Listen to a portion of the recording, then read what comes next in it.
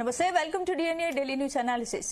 BC రిజర్వేషన్లపై తెలంగాణ సర్కార్కు చుక్కెదురైంది. జీవో నెంబర్ 9 పై హైకోర్టు విధించిన స్టేను ఎత్తివేయాలని దాఖలు చేసిన స్పెషల్ లీవ్ పిటిషన్ను సుప్రీంకోర్టు నిరాకరించింది. ఇరుపక్షాల వాదనల తర్వాత తమ తీర్పుతో హైకోర్టు విచారణపై ప్రభావం పడొచ్చని, ఈ దశలో పిటిషన్ను స్వీకరించబోమని చెబుతూ ద్విసభ్య ధర్మాసనం కీలక వ్యాఖ్యలు చేసింది. దీనిపై కేబినెట్లో చర్చించిన మంత్రులు 2 రోజుల్లో న్యాయ నిపుణుల అభిప్రాయాలతో నివేదిక ఇవ్వాలని ఆదేశించారు. ఇదే అంశంపై ఇవాళ డిఎన్ఏలో మా editor Bharat discussion. Bharat, BC రిజర్వేషన్లపై ప్రభుత్వానికి సుప్రీంకోర్టులో చుక్కెదురైంది కాబట్టి ఏంటి అసలు తదుపరి ఏం చేయబోతున్నారు? సో ప్రభుత్వం సంబంధించి ఇప్పుడు కేబినెట్ జరుగుతోంది. కేబినెట్ లో 2 ఆప్షన్స్ ఉన్నాయి. ఒకటి, ఎన్నికలకి 50% రిజర్వేషన్స్, టోటల్ 50%, అంటే బీసీ రిజర్వేషన్స్ 25% మాత్రమే వస్తాయి, దాని ప్రకారం వెళ్లడం, అదొక ఫస్ట్ ఆప్షన్. సెకండ్ ఆప్షన్, ఇప్పుడు హైకోర్టు తీర్పు అయ్యేంత వరకు వెయిట్ చేయడం, ఎందుకంటే సుప్రీంకోర్టు కూడా కొట్టేసింది. హైకోర్టు మధ్యంతర ఉత్తర్వు ఇచ్చింది కాబట్టి హైకోర్టు తీర్పు అయ్యేంత వరకు వెయిట్ చేయడం. హైకోర్టు తీర్పు నవంబర్ 5న మళ్ళీ ఆర్గ్యుమెంట్స్ అని చెప్పారు, 6 వారాల పాటు వాయిదా వేశారు. సో అదంతా అయిన తర్వాత మళ్ళీ విచారణ చేపట్టాలి బహుశా. సో ఇదంతా ప్రాసెస్ పట్టేందుకు చాలా సమయం పడుతుంది. హైకోర్టు తీర్పు రావడానికి కూడా మినిమం 3-4 నెలలు అయితే పడుతుంది. సో అప్పటి వరకు ఎలక్షన్స్ వాయిదా వేయాలి, లేదా పార్టీ పరంగా 42% రిజర్వేషన్స్ ఇచ్చి ఎన్నికల్ని యాజిటీజ్ గా ముందుకు తీసుకెళ్లాలి. నాకు తెలిసి అయితే జూబ్లీహిల్స్ బై ఎలక్షన్ ఉంది కాబట్టి ఆలోపు అయితే ఏ చర్య తీసుకుంటారని అనుకోను. ఒకసారి మనం చర్చిద్దాం. మనతో పాటు జస్టిస్ వి ఈశ్వరయ్య, ఉమ్మడి ఆంధ్రప్రదేశ్ మాజీ చీఫ్ జస్టిస్ ఆఫ్ హైకోర్టు ప్రస్తుతం ఉన్నారు. ఆయన national commission for backward classes chairperson గా కూడా పనిచేశారు. సార్, వి ఈశ్వరయ్య గారు, జీ తెలుగు న్యూస్ కోసం మీ సమయం కేటాయించిన ధన్యవాదాలు సార్. సార్, ఏమనిపించింది ఇవాళ సుప్రీంకోర్టు 2-3 అంశాలను స్ట్రెస్ చేసింది సార్. అభిషేక్ మను సింఘ్వి అన్నారు ఏంటంటే, ఇందిరా సహానీ కేసులో ఎక్కడ కూడా రిజర్వేషన్లు 50% దాటొద్దు, రాజకీయ పరంగా చెప్పలేదు అని అన్నారు. వాస్తవమేనా? ఇందిరా సహానీ కేసులో రాజకీయ పరంగా రిజర్వేషన్లు దాటొద్దని చెప్పలేదా? ఇప్పుడు ఇందిరా సాహ్ని కేసు ఏది మండల్ కమిషన్ రిపోర్ట్ ఆధారంగా అప్పుడు ఇచ్చిన పివి నరసింహారావు గారు విద్యా ఉద్యోగాలలో 27% కేంద్ర ప్రభుత్వ పరిధిలో ఉన్నటువంటి వాటికి సంబంధించిన జడ్జిమెంట్, కానీ అది లోకల్ బాడీస్ కి సంబంధించిన జడ్జిమెంట్ కాదు. ఎందుకంటే అక్కడ విషయం ఎరైజ్ అయింది ఏముంది, మండల్ కమిషన్ రిపోర్ట్ ఆధారంగా అప్పుడున్న కాంగ్రెస్ గవర్నమెంట్ 2 మెమరాండమ్స్ ఇచ్చినారు. ఏది 90లో, ఒకటేమో బ్యాక్వర్డ్ క్లాసెస్ కి, అంటే సోషల్ ఎడ్యుకేషన్ బ్యాక్వర్డ్ క్లాసెస్ కి 27% రిజర్వేషన్స్ ఇన్ ఉద్యోగాలను అని అన్నారు. అన్నప్పుడు అది క్వశ్చన్ చేసిన, అప్పుడు మండల్ కమిషన్ వ్యతిరేకంగా కమండల్ ఉద్యమం వచ్చింది. తర్వాత సుప్రీంకోర్టులో వేసినారు. సుప్రీంకోర్టులో ఏం వేసినారు, ఈ 50% దాటకూడదు టోటల్ రిజర్వేషన్స్. సో మండల్ గారు 27% రిజర్వేషన్స్ వాళ్ళు రికమెండ్ చేసింది మేము ఒప్పుకుంటున్నాం. ఎందుకంటే సామాజిక న్యాయం, సోషల్ జస్టిస్ అనేది కూడా కాన్స్టిట్యూషన్ లో ఒక మన బేసిక్ ప్రిన్సిపల్స్ కు సంబంధించింది. కాబట్టి 27% ఓన్లీ అప్పుడు ఉద్యోగాలను మాత్రమే ఇచ్చినారు. అది విద్యలో మాత్రం 2006లో అది ఆర్టికల్ 15(5) యాడ్ చేసి విద్యలో మాత్రం కేంద్ర ప్రభుత్వం పరిధిలో 2007 జనవరికి వెళ్ళి 27% ఇస్తున్నారు. రాష్ట్ర ప్రభుత్వాలు మాత్రం 1972కి వెళ్ళి విద్యా ఉద్యోగాలను ఇస్తున్నారు. అంటే అప్పుడున్న కాంగ్రెస్ గవర్నమెంట్ కి ఇష్టం లేదు కాబట్టి, ఈ కులగణన చేసేది ఇష్టం లేదు, బీసీలకు రిజర్వేషన్ ఇష్టం లేదు కాబట్టి అప్పుడు 1962లో నెహ్రూ గారు అందరు ఒత్తిడి తెస్తే లెటర్ రాసినందువల్ల మేమే రాష్ట్ర ప్రభుత్వాలు మీరు చేసుకోండి అన్నప్పుడు, రాష్ట్ర ప్రభుత్వాలు మన దగ్గర ఏదైతే అనంతరామన్ కమిషన్ రిపోర్ట్ ఆధారంగా 72 నుంచి మనకి విద్యా ఉద్యోగాలలో రిజర్వేషన్స్ ఇస్తున్నాయి. కానీ కేంద్ర ప్రభుత్వాలు మాత్రం ఉద్యోగాలలో 93కి వెళ్ళి, విద్యలో 2007కి వెళ్ళి రిజర్వేషన్స్ వస్తా ఉన్నాయి. ఓకే సార్, ఇక్కడ ఒక విషయం, ఇప్పుడు ఇందిరా సహానీ కేసులో పొలిటికల్ రిజర్వేషన్స్ గురించి చెప్పలేదన్నారు. బట్ కృష్ణమూర్తి కేసులో ఇవాళ సుప్రీంకోర్టు చెప్పింది, కృష్ణమూర్తి కేసులో 50% ఉంది కదా, 50% గురించి మెన్షన్ చేశారు కదా అని చెప్పారు. 50% గురించి కృష్ణమూర్తి కేసు జడ్జిమెంట్ లో ఉందా? కృష్ణమూర్తి క్లియర్ గా ట్రిపుల్ టెస్ట్ లో ఏమంటుందంటే ఇది ఇంద్రసాని కేసు లోకల్ బాడీస్ కు సంబంధించింది కాకపోయినా మేము ఆ ప్రిన్సిపల్ ని ఇక్కడ మేము అడాప్ట్ చేస్తాము. సో 50% దాటకూడదు. కంటెంపరేనియస్ రిగరస్ డేటా సర్వే ఒకటి జరగాల. అందులో పొలిటికల్ బ్యాక్వర్డ్నెస్ కూడా ఉందని ఒక డెడికేటెడ్ కమిషన్ ద్వారా మీరు నిర్ణయించుకోవాలా. దాని తర్వాతనే మీరు ఎలక్షన్స్ జరపాలి. లేకపోతే 50% కూడా ఈ ట్రిపుల్ ప్రిన్సిపల్స్ సాటిస్ఫై కాకపోతే కాకూడదు. ఈవెన్ 50% కూడా ఎలక్షన్ జరపడానికి వీల్లేదు. కాబట్టి ఇప్పుడు తెలంగాణ రాష్ట్రంలో 2 సాటిస్ఫై అయినాయి. ఒకటి ఏంటి, కంటెంపరేనియస్ ఇది ఎంపెరికల్ డేటా ఉంది, పొలిటికల్ బ్యాక్వర్డ్నెస్ ఉందని చెప్పినారు. కాబట్టి 50% లోబడి ఎన్నికలు జరప 50% దాటి ఎన్నికలు జరుపుకోవాలంటే అది ఈ 2 బిల్లులు ఏదైతే పాస్ చేసి గవర్నర్ ఆమోదం పొంది రాష్ట్రపతికి వయా కేంద్ర ప్రభుత్వం పంపినారు. కేంద్ర ప్రభుత్వము మరి కేబినెట్ క్లియర్ చేసి ఉభయ సభలు క్లియర్ చేస్తేనే రాష్ట్రపతి ఆమోద ముద్ర వేస్తారు. అప్పుడు 31B కింద ఏదైతే 9th షెడ్యూల్ ఉందో 9th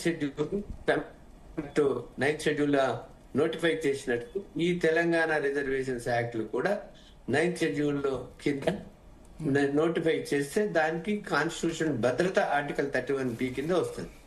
అప్పటి వరకు 50% దాటి వీళ్ళు. సో ఇప్పుడు రాష్ట్ర ప్రభుత్వం ఎంత చేసినా లాభం లేదు. ఇంకా ఎంపరికల్ డాటా ఎంత మంచిగా చేసినా, ఇప్పుడు డాటా తీసుకున్న విధానం ఎంత మంచిగా చేసినా 50% దాటాలంటే ఓన్లీ 9th షెడ్యూల్ లో చేర్చడం ఒకటే మార్గం భరత్ గారు, ఒకటే మార్గం. సో అది రాష్ట్ర ప్రభుత్వం చేతిలో లేదు, కేంద్ర ప్రభుత్వం చేతిలో మాత్రమే ఉంది. రాష్ట్ర ప్రభుత్వం చేతిలో 50% లోబడి ఎలక్షన్స్ జరుపుకునే అధికారం రాష్ట్ర ప్రభుత్వంకు ఉంది. రాష్ట్ర ప్రభుత్వం నిజంగా చిత్తశుద్ధి ఉంటే బీసీల ఏందో ఇది ఉంటే వాళ్లకు 9th షెడ్యూల్ కలుపుకోవడానికి పెద్ద గట్టి ప్రయత్నం చేసి ఒక గొప్ప ఉద్యమం తెచ్చి బీసీలందరినీ వెంటేసుకొని పొలిటికల్ పార్టీస్ కూడా వాళ్ళని బేసిదాలకు పోకుండా వాళ్ళని క్రిటిసైజ్ చేయకుండా వాళ్ళందరినీ కూడగట్టుకొని మొత్తం ఆల్ ఇండియాలో ఇప్పుడు ఇండియా గఠబంధన్ ఉంది. ఇండియా గఠబంధన్ 230 ఎంపీలు ఉన్నారు. కాంగ్రెస్ కి 100 మంది ఎంపీలు ఉన్నారు. ఒక్క రోజన్నా పార్లమెంట్ లో లేపారా వీళ్ళు? ఒక్క రోజన్న పార్లమెంట్ లో మొత్తం 230 మంది చేసిరా? ఒక్క రోజన్న ప్రధానమంత్రిని కలిసి గోల పెట్టినారా, గగ్గోలు పెట్టినారా, పార్లమెంట్ ను ముట్టడిచ్చినారా? ఏం ప్రయత్నం చేసినారని వీళ్ళు రోజుకో మాట, పూటకో గుమ్మికు రోజు బీసీలను నమ్మించేటువంటి స్టేట్మెంట్లు. ఇప్పుడు మొత్తం క్రెడిబిలిటీ పోయింది కదా. మొత్తం కాంగ్రెస్ ది ముఖ్యమంత్రి గారిని గాని, మంత్రులు కానీ, లేకపోతే ఇది కానీ, అంటే వీళ్ళకి అన్ని తెలిసి ఇందులో సిన్సియారిటీ లేదు, ఆనెస్టీ లేదు, సత్యత లేదు, నిజం లేదు. అంటే పబ్బం గడుపుకోవడానికి ఏదో పొరపాట్ల కోట్లు ఏదన్నా చేయిస్తే చేయొచ్చు అనే ఉద్దేశంతో చేసినారు. కానీ అడ్వకేట్ జనరల్స్ తెలుసు, ఈవెన్ ప్రభుత్వానికి తెలుసు ఇది నిలవదని తెలిసి ఇన్ని రోజులు కాలాపన చేసినారని నా యొక్క భావన. సో అంటే ఇప్పుడు రాష్ట్ర ప్రభుత్వం ఏమంటుందంటే మేము చేయగలిగిందంతా చేసాం, మేము చాలా అద్భుతంగా డాటా సేకరించాం, ఎంపరికల్ డాటా చాలా బాగుంది, 46% హిందూ బీసీలు, 10% ముస్లిం బీసీలు వచ్చారు, 56% ఉన్నాయని చేశాం, మేము ఇంతకంటే ఎక్కువేం చేస్తా ఉన్నారు. సో ఈ సర్వే జరిగిన తీరు కరెక్టేనా, మీరేమంటారు? ఇప్పుడు వీళ్ళ ఎలక్షన్స్ రిజల్ట్ ఎప్పుడు వచ్చినాయి, కౌంటింగ్ ఎప్పుడైంది? 23 డిసెంబర్ 7th రేవంత్ రెడ్డి ప్రమాణ స్వీకారం చేశారు. 23 డిసెంబర్ నవంబర్ లోనే రిజల్ట్స్ వచ్చినాయి. నవంబర్ లో వచ్చినాయి. డిసెంబర్ 3rd వచ్చింది సార్. డిసెంబర్ 3rd రిజల్ట్ వచ్చింది. 7th ప్రమాణ స్వీకారం చేశారు. 7th ప్రమాణం చేసినారు. 7th ప్రమాణం చేసినాక వెంటనే మేము కులగరణ చేస్తాము, ఎంపీసీ కూడా వాళ్ళకి సమన్యాయం చేస్తాము లోకల్ బాడీస్ విద్యా ఉద్యోగాలలో అన్న తర్వాత ఫిబ్రవరి వరకు వాళ్ళకు నిమ్మకు నీరెత్తినట్టు ఉన్నారు కదా. ఫిబ్రవరిలో అప్పుడు ఒక డిసిషన్ తీసుకున్నారు. ఏమని? మేము కులగణన చేస్తామని ఒక నిర్ణయం తీసుకున్నారు. కానీ ఆ కులగణన కూడా ఒక బీసీ కులగణన చేస్తాము, అందరి కులగణన చెయ్యము అని అప్పుడు ఒక అటువంటి భావంతో ముందుకు వెళ్ళినప్పుడు బీసీలంతా గగ్గోలు పెట్టి లేదు కులగణన సమగ్ర కులగణన చేయాలి, అందరు కంపారిటివ్ ఉంటేనే ఎవరు social education backward classes, political backwardness ఎవరికి ఉంది అనేది గోల పెడితే అప్పుడు ఏం చేసినారు? అప్పుడు కూడా ఇది అట్లా కాలయాపన చేసినారు. కులగణన ఎప్పుడు స్టార్ట్ అయింది? దాదాపు నేను అనుకుంటా ఆగస్టు వరకు స్టార్ట్, సెప్టెంబర్ వరకు స్టార్ట్ కాల. సెప్టెంబర్ 2020 స్టార్ట్ అయ్యి డిసెంబర్ లో ఎప్పుడు 3 నెలల్లో కంప్లీట్ చేసినారు. ఆ కంప్లీట్ చేస్తే మేము కులగణన చేసినప్పుడే నేను ఒక యాక్ట్ రాసిచ్చిన, ఆర్టికల్ 242A3 కింద 2021 లో కాన్స్టిట్యూషనల్ అమెండ్మెంట్ వచ్చింది. ప్రతి రాష్ట్రానికి పవర్ ఇచ్చినారు. సోషల్లీ ఎడ్యుకేషనల్ బ్యాక్వర్డ్ క్లాస్ ఒక చట్టం చేసి, ఆ చట్టం ప్రకారం socially educational backward class enquiry చేసి వాళ్ళని ఒక లిస్టు తయారు చేసుకొని వాళ్ళకి వాళ్ళ పర్పసెస్ అంటే ఉద్యోగాలు, లోకల్ బాడీస్ లో welfare measures, economic measures, development measures, అన్ని సంక్షేమ పథకాలు చేసుకోవడానికి ఆ యొక్క లిస్టు ఉపయోగపడుతుంది. మీరు ఇప్పుడు మనకు స్టాటిస్టికల్ సర్వే యాక్ట్ ఉంది, తర్వాత కృష్ణమూర్తి కేసు ఉంది, కాన్స్టిట్యూషన్ ఉంది. ఈ మూడుని కలిపి సమన్వయపరుచుకొని ఒక వీళ్ళు చట్ట ప్రకారం చేస్తే బీఆర్ఎస్ వాళ్ళు నాన్ కోఆపరేషన్ చేసేవాళ్ళు కాదు, అగ్రకులాల వారు కూడా నాన్ కోఆపరేషన్ ఉండేది కాదు. అందరికి చట్ట ప్రకారం బద్దులై సరి అయిన డేటా ఇచ్చి చక్కని కులగణన ఇక్కడ జరిగేది. కానీ ఇక్కడ ఏది మొదలు పెట్టలేదు. ఒక ఫస్ట్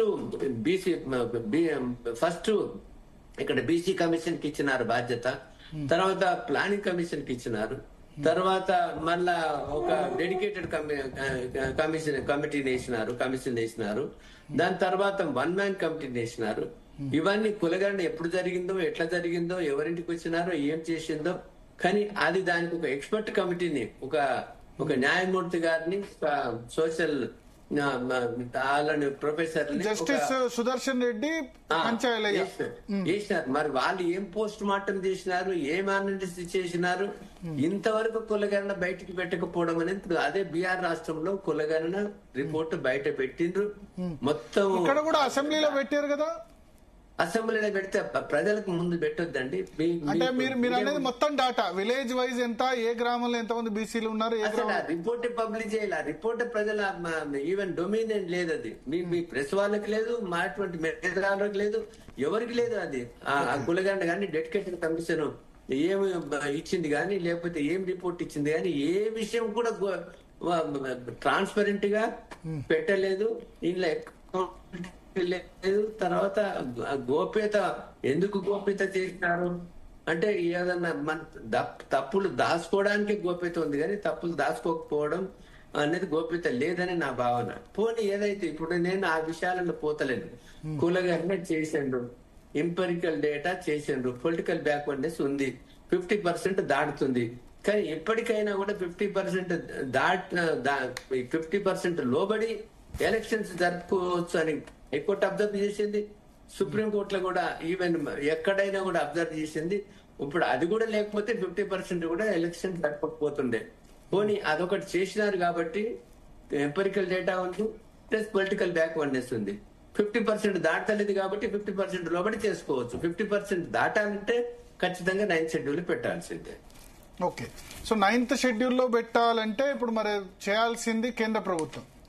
రాష్ట్ర ప్రభుత్వం సరే, రాష్ట్ర ఎంపీలు పార్లమెంట్ లో గొడవ చేసినా కేంద్ర ప్రభుత్వం చేయాలి. అయితే 9th షెడ్యూల్లో ఇప్పుడు తమిళనాడు తర్వాత ఇంకా వేరే ఏ రాష్ట్రం కూడా చేర్చలే కదా. ఏ రాష్ట్రం కూడా చిత్తశుద్ధితోని ప్రయత్నం చేయలే. ఈవెన్ నితీష్ కుమార్ కూడా 9th షెడ్యూల్లో పెట్టాలని ఆర్టికల్ 31C కింద యాక్ట్ చేయలే. ఆయన ఇండిపెండెంట్ గా ఒక లోకల్ యాక్ట్ ని తయారు చేస్తున్నారు, కులగణన చేసి. ఆ లోకల్ యాక్ట్ కూడా చెల్లదని బీహార్ హైకోర్టు కొట్టివేస్తే దాని మీద బీహార్ గవర్నమెంట్ అప్పీల్ అక్కడ ఈవెన్ అది అప్పీల్ కూడా నెంబర్ అయింది, లీవ్ గ్రాంట్ చేసి అప్పీల్ కూడా నెంబర్ అయింది. అది పెండింగ్ ఉంది సుప్రీంకోర్టులో, స్టే ఇవ్వలేదు. కాబట్టి ఈవెన్ ఇప్పుడు నితీష్ కుమార్ కు సత్యత ఉంటే, ఆనెస్ట్ ఉంటే ఆయన సపోర్ట్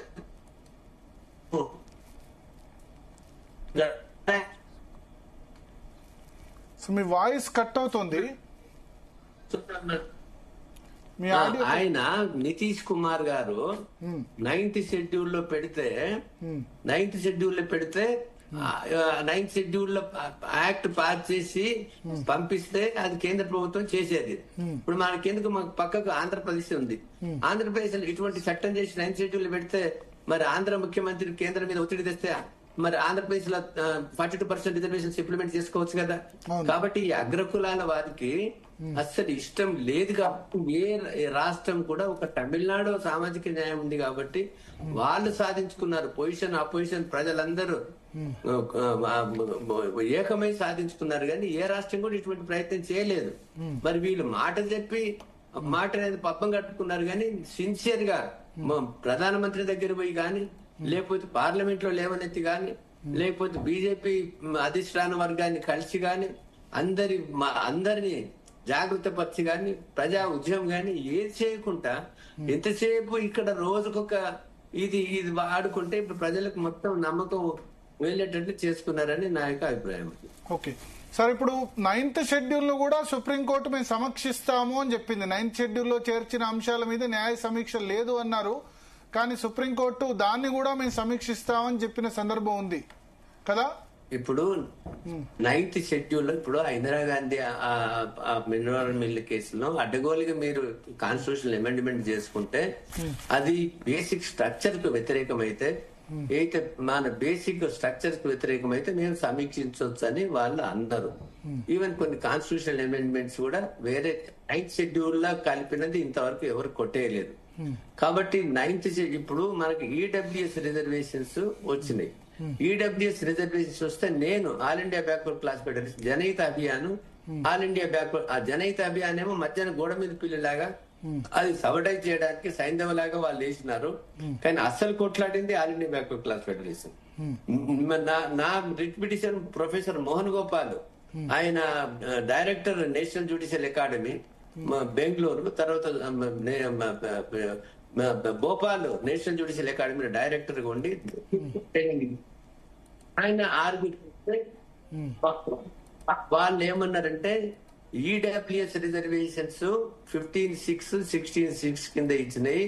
అది సామాజిక న్యాయము కాబట్టి social justice constitutional basic structures కు వ్యతిరేకం కాదు. కాబట్టి మేము అప్హోల్డ్ చేస్తున్నామని మా 2 జడ్జిలు ఏమో కొట్టేసినారు, 3 జడ్జిలు దాన్ని సమర్థించినారు. కాబట్టి ఇది అంతకంటే ఇది సోషల్ జస్టిస్, ఇది బేసిక్ స్ట్రక్చర్ కు వ్యతిరేకం కాదని ఈడబ్ల్యూఎస్ తేలిపోయింది. కాబట్టి మీరు కలపకుంటేనే కొట్టేస్తారని ఎవరో అనామకులు జనం ఏదో తప్పించుకోవడానికి ఇలా ఉన్నారని తురుకుంటున్నారని 9th షెడ్యూల్ కలిపినారు. ఇదంతా మరీ చాలా అంటే డిజానెస్ట్ ఇంటెన్షన్ తోనే, అంటే ఇష్టం లేని వాదనలే తప్ప అందులో ఏం పసలేని వాదన. 9th షెడ్యూల్ లో కలిపితే నేను ఈ రోజు ఖచ్చితంగా చెప్తున్నాను 9th షెడ్యూల్ లో కలిపితే ఇది ఏ మాత్రం సమీక్షించే అధికారం సుప్రీంకోర్టు ఉంటుంది. కానీ అక్కడ కూడా మనం మనకు దీనికి వ్యతిరేకమైన ఇప్పుడు 9th షెడ్యూల్ ను ఇంతవరకు సుప్రీంకోర్టు ఏమైనా సమీక్షించిందా?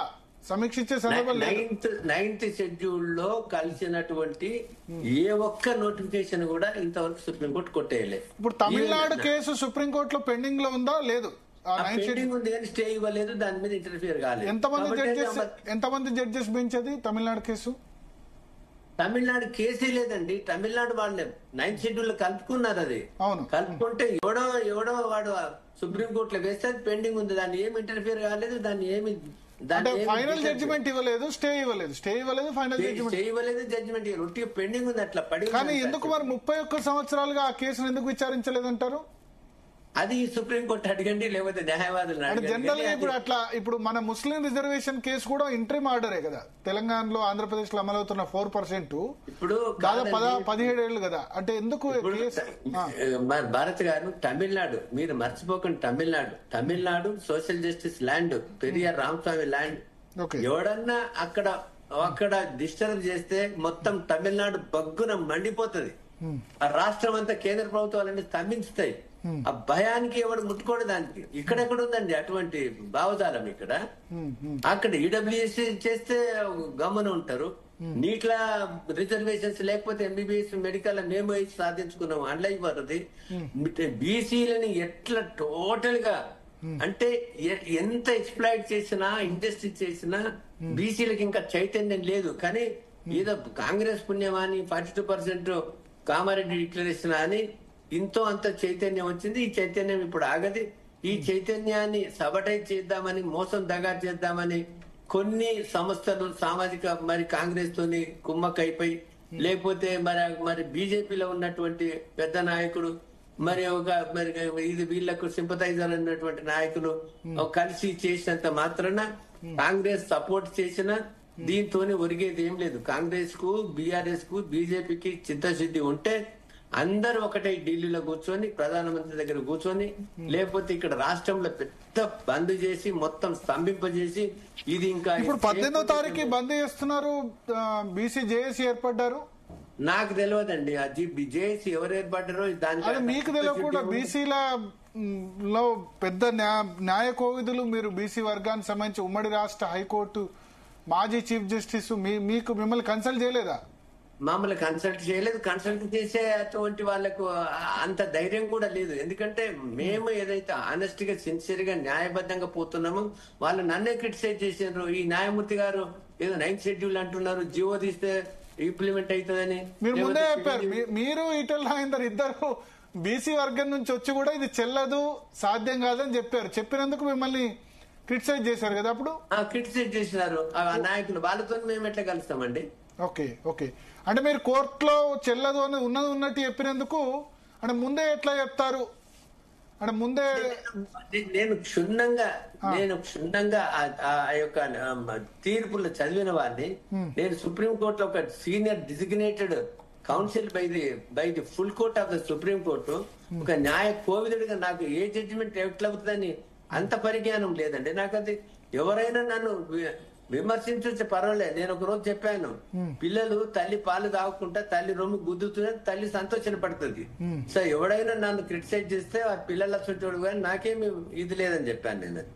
ఓకే ఓకే సో అంటే మీరు అప్పుడు ఉన్న వాస్తవం చెప్పినందుకు మిమ్మల్ని బ్లేమ్ చేశారు, ఇటు ఎట్లా చెప్తారు అని చెప్పి జియో సంబంధించి. అవునండి అవునండి. ఇప్పుడు రాష్ట్ర ప్రభుత్వం ఏం చేయాల్సి ఉండే, ఏం చేస్తే కరెక్ట్ గా అవుతుండే? ఈ డాటా అంతా డాటా ఇప్పుడు మళ్ళా డాటా ఇవ్వాలా? లేకపోతే మొన్న చేసిన 9th షెడ్యూల్ కలపాలంటే ఏం చేయాలి? 9th షెడ్యూల్ కలపాలంటే యూనియన్ క్యాబినెట్ ఈ బిల్లులని అప్రూవ్ చేసి క్యాబినెట్ ముందర పెడితే అప్పుడు లోక్సభ, రాజ్యసభల వాళ్ళకి అభ్యంతరం లేకుండా క్లియర్ చేయొచ్చు అని అంటే అప్పుడు రాష్ట్రపతి ముందుకెళ్తది. రాష్ట్రపతి ముందుకెళ్తే రాష్ట్రపతి ఇప్పుడు ఇది చట్టబద్ధాకారం వాళ్ళకి అధికారం ఉంది ఇటువంటి చట్టం చేసేది. అది కేంద్ర ప్రభుత్వం కూడా కేంద్ర పార్లమెంట్ ఉభయ సభలు ఆమోదించినాయి కాబట్టి ఆమె అసెంట్ ఇస్తుంది. ఆమె అసెంట్ ఇస్తే 9th షెడ్యూల్ కలుపుతారు, 31 కింద నోటిఫికేషన్ ఇస్తారు. ఇస్తే అప్పుడు కాన్స్టిట్యూషన్ భద్రత వస్తుంది.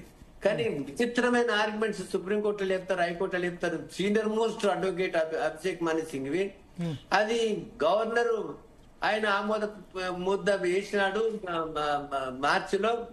అది సెప్టెంబర్ 6 నెలలు అయిపోయింది. అది డీమ్డ్ లెజిస్లేషన్. ఇది రాష్ట్ర ప్రభుత్వం పరిధిలో ఉన్నటువంటి విషయాలు 50% లోపల పంచాయతీ రాజ్ కింద చేసుకోవడానికి, లేకపోతే రాష్ట్ర సంబంధించిన సబ్జెక్టుల మీద రాష్ట్రం బిల్లులు చేసుకోవచ్చు, చట్టాలు చేసుకోవచ్చు. కానీ ఇది 50% దాటుతున్నది కాబట్టి కేంద్ర ప్రభుత్వం పరిధిలో మనం పని చేసుకోవాలి. కేంద్ర ప్రభుత్వం పరిధిలో పని చేసుకుంటే ఉభయ సభలు క్లియర్ చేయండి. రాష్ట్రపతి ఈ డీమ్డ్ ఏదైతే లెజిస్లేషన్ ఉందో ఇది అస్సలు మినిమం ఇంగిత జ్ఞానం ఉన్న వాళ్ళకు కూడా తెలుస్తుంది. కానీ వీళ్ళ సీనియర్ మోస్ట్ లాయర్స్ కూడా సుప్రీం కోర్టులో ఈ రకంగా, హైకోర్టులో ఈ రకంగా ఆర్గ్యూ చేయడం అనేది చాలా విడ్డూరంగా ఉంది. కాబట్టి వాళ్ళు సో ఇప్పుడు రాష్ట్రపతి, గవర్నర్ ఆమోద ముద్ర తెలిపారు, వీళ్ళు పంపించినా సరే యాక్సెప్ట్ చేయరు దాన్ని.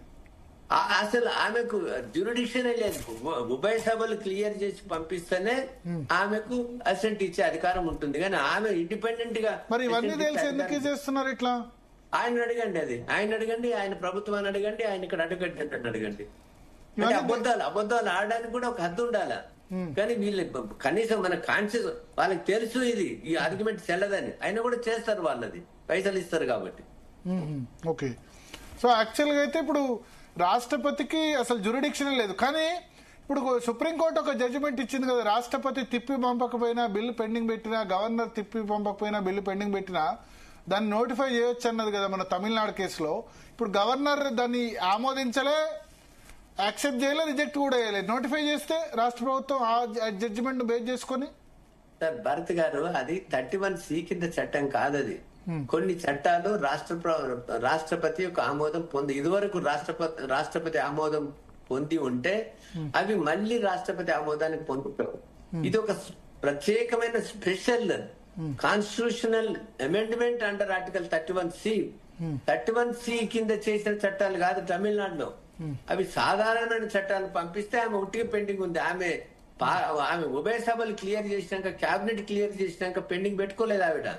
ఈ డిఫరెన్స్ కూడా తెలియకుండా ఏదేదో మాట్లాడితే నాకు విచిత్రంగా అనిపిస్తుందండి. సో అంటే సరే, ఇప్పుడు ఆమె పెండింగ్ లో పెట్టుకుంది, బట్ రాష్ట్ర ప్రభుత్వం నోటిఫై చేయొచ్చా సుప్రీంకోర్టు మొన్న ఇచ్చిన జడ్జిమెంట్ ఆధారంగా? ఏ జడ్జిమెంట్ ఆధారంగా?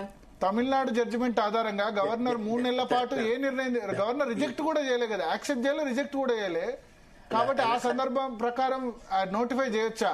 నోటిఫై చేసుకోవచ్చు. రాష్ట్ర ప్రభుత్వం నోటిఫై చేసినంత మాత్రాన రాష్ట్రపతి ఆమోదం పొందినంత వరకు దీనికి లీగల్ వ్యాలిడిటీ లేదు.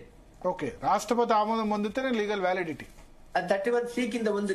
అంటే కానీ గవర్నర్ బిల్లును మేము నోటిఫై చేశామని చెప్పి ఇప్పుడు ఇవాళ కోర్టు కూడా, సుప్రీంకోర్టు అంది గవర్నరు రాష్ట్రపతి దగ్గర పెండింగ్ లో ఉన్నప్పుడు ఒక షేప్ తీసుకోలే కదా ఇంకా అని చెప్పింది కదా, ఎట్లా? ఇప్పుడు కాదండి, మీరు డిఫరెంట్ 31C కింద ఏం చెప్తుందంటే, ఏదైతే స్టేట్ లెజిస్లేచర్ ఈ ఆర్టికల్ కింద ఏదైనా లా చేస్తే ఆ లా రాష్ట్రపతి ఆమోదము పొందేంత వరకు ఎటువంటి వ్యాలిడిటీ ఉండదని 31C ప్రొవిజన్ ఉంది. ఓకే ఓకే, వీళ్ళు నోటిఫికేషన్ ఇచ్చినంత మాత్రాన అది లా కాదు. అది నోటిఫికేషన్ ఇచ్చుకోవచ్చు, ఓకే, తప్పులేదు, బట్ లా కాదు. లా కాదు, అది ఇంప్లిమెంట్. మళ్ళా మేము నోటిఫికేషన్ ఇచ్చినాం, ఇది లా అయింది, 50% దాటామంటే మళ్ళీ హైకోర్టు స్టే ఇస్తుంది, కొట్టేస్తుంది. సరే, ఇప్పుడు హైకోర్టు ఇచ్చింది మధ్యంతర తీర్పే కదా, మధ్యంతర తీర్పును పూర్తి తీర్పు ఎప్పుడైతుందో మనకు, నాకు తెలిసి 6 వారాలు వాయిదా వేసింది. తర్వాత 30 మంది ఆర్గ్యుమెంట్స్ వినాలి. విన్న తర్వాత జడ్జిమెంట్ రాయడానికి కూడా 2-3 months పడతాయి కదా కాన్స్టిట్యూషనల్ ఇష్యూస్ లో జనరల్ గా. ఇప్పుడు మనం ఇదమిద్దంగా సరిగ్గా ఎంత టైం పడుతుంది, ఏం పడుతుంది అని మనం చెప్పలేదు. అయినా కూడా నేను చెప్పేది ఏంటండి, అందాజ కాదండి. ఇటువంటి క్వశ్చన్స్ నేను ఆన్సర్ చేయాలంటే నేను ఒక ప్రధాన న్యాయమూర్తిగా పనిచేస్తున్నాండి. I can't answer these questions. నేను చెప్తా, వినండి మీరు. ఇది ఈవెన్ ఎంత టైం అయినా అర్జెంట్ గా 6 వారాలకి ఇచ్చినా, 8 వారాలకి ఇచ్చినా, 12 వారాలకి ఇచ్చినా ఇది ఖచ్చితంగా ఈ యొక్క జీవన్ కొట్టివేస్తారు. కానీ ఏ రకమైన ఆశ లేదు ఇందులో మనకి రిజల్ట్ వస్తుంది. సో హైకోర్టులో కొట్టేయడం ఖాయం, హైకోర్టులో కూడా కొట్టేయడం ఖాయం. మళ్ళీ హైకోర్టు ఆర్డర్ మీద సుప్రీంకోర్టు పోయినా అక్కడ కూడా కొట్టేయడం ఖాయం. అక్కడ కూడా ఇదే అవుతుంది. అక్కడ కూడా ఇదే అవుతుంది. సో మరి ఇప్పుడు ఈ పంచాయతీ ఎన్నికలకి 50%తోనే పోవాలి, మరి వేరే మార్గం లేదు. వాళ్ళు చిత్తశుద్ధి మీ పెద్ద పోరాటం చేయాలి. రాహుల్ గాంధీ భారత్ జోడో న్యాయతర కాన్స్టిట్యూషన్ పట్టుకొని తిరిగిండు కదా, ఇప్పుడు తిరగమని చెప్పండి. మొత్తం దేశం అంతా తిరిగి. ఇప్పుడు రాహుల్ గాంధీకి ఇష్టం లేదు, ఏ పార్టీ కూడా ఇష్టం లేదు బీసీలకు. రాహుల్ గాంధీ జిత్నే ఆబాదీ ఉత్తరే భాగీదారీ అంటున్నాడు. ఎంత జనాభా ఉంటే తెలంగాణలో ఏమైంది? జిన్కి సంఖ్యా భారీ ఉనికి ఉత్తనే హిస్సాదారీ అన్నాడు. ఇక్కడ ఏమైంది? ఇక్కడ అపాయింట్మెంట్స్, నామినేటెడ్ పోస్టులు, ఈవెన్ ఉద్యోగాల డిస్క్రిమినేషన్ చూస్తుంది కదా. ఎంత చక్కగా నడుస్తుందో తెలంగాణ చూస్తున్నారు కదండి భరత్ గారు. మీరు 75 నామినేటెడ్ పోస్టులు ఉంటే అందులో 25 ఎస్సీ ఎస్టీ ఓబీసీలకు, అంటే మెజారిటీ వాళ్ళ వర్గానికి. ఓకే ఓకే, కానీ ఎట్లా ఇప్పుడు మరి రెడ్డి వర్సెస్ బీసీ అన్న విధంగా అయింది, ఎట్లా ఇది ఇటువంటి ఇష్యూ? రెడ్డి వర్సెస్, ఇప్పుడు రెడ్డి ఆఫ్టర్ ఆల్ వాళ్ళు జమీందారులు మొదటి నుంచి, వాళ్ళదేం తప్పు లేదు. కానీ ఇప్పుడు మన దగ్గర ఈ ఉమ్మడి ఆంధ్రప్రదేశ్ దామోదరం సంజీవ ఏలితో కూడా ఆయన ఇబ్బంది పెట్టినారు. ఇప్పుడు డెమోక్రసీ వచ్చినాక కూడా అన్ని వర్గాల వరకు అధికారం వస్తలేదు.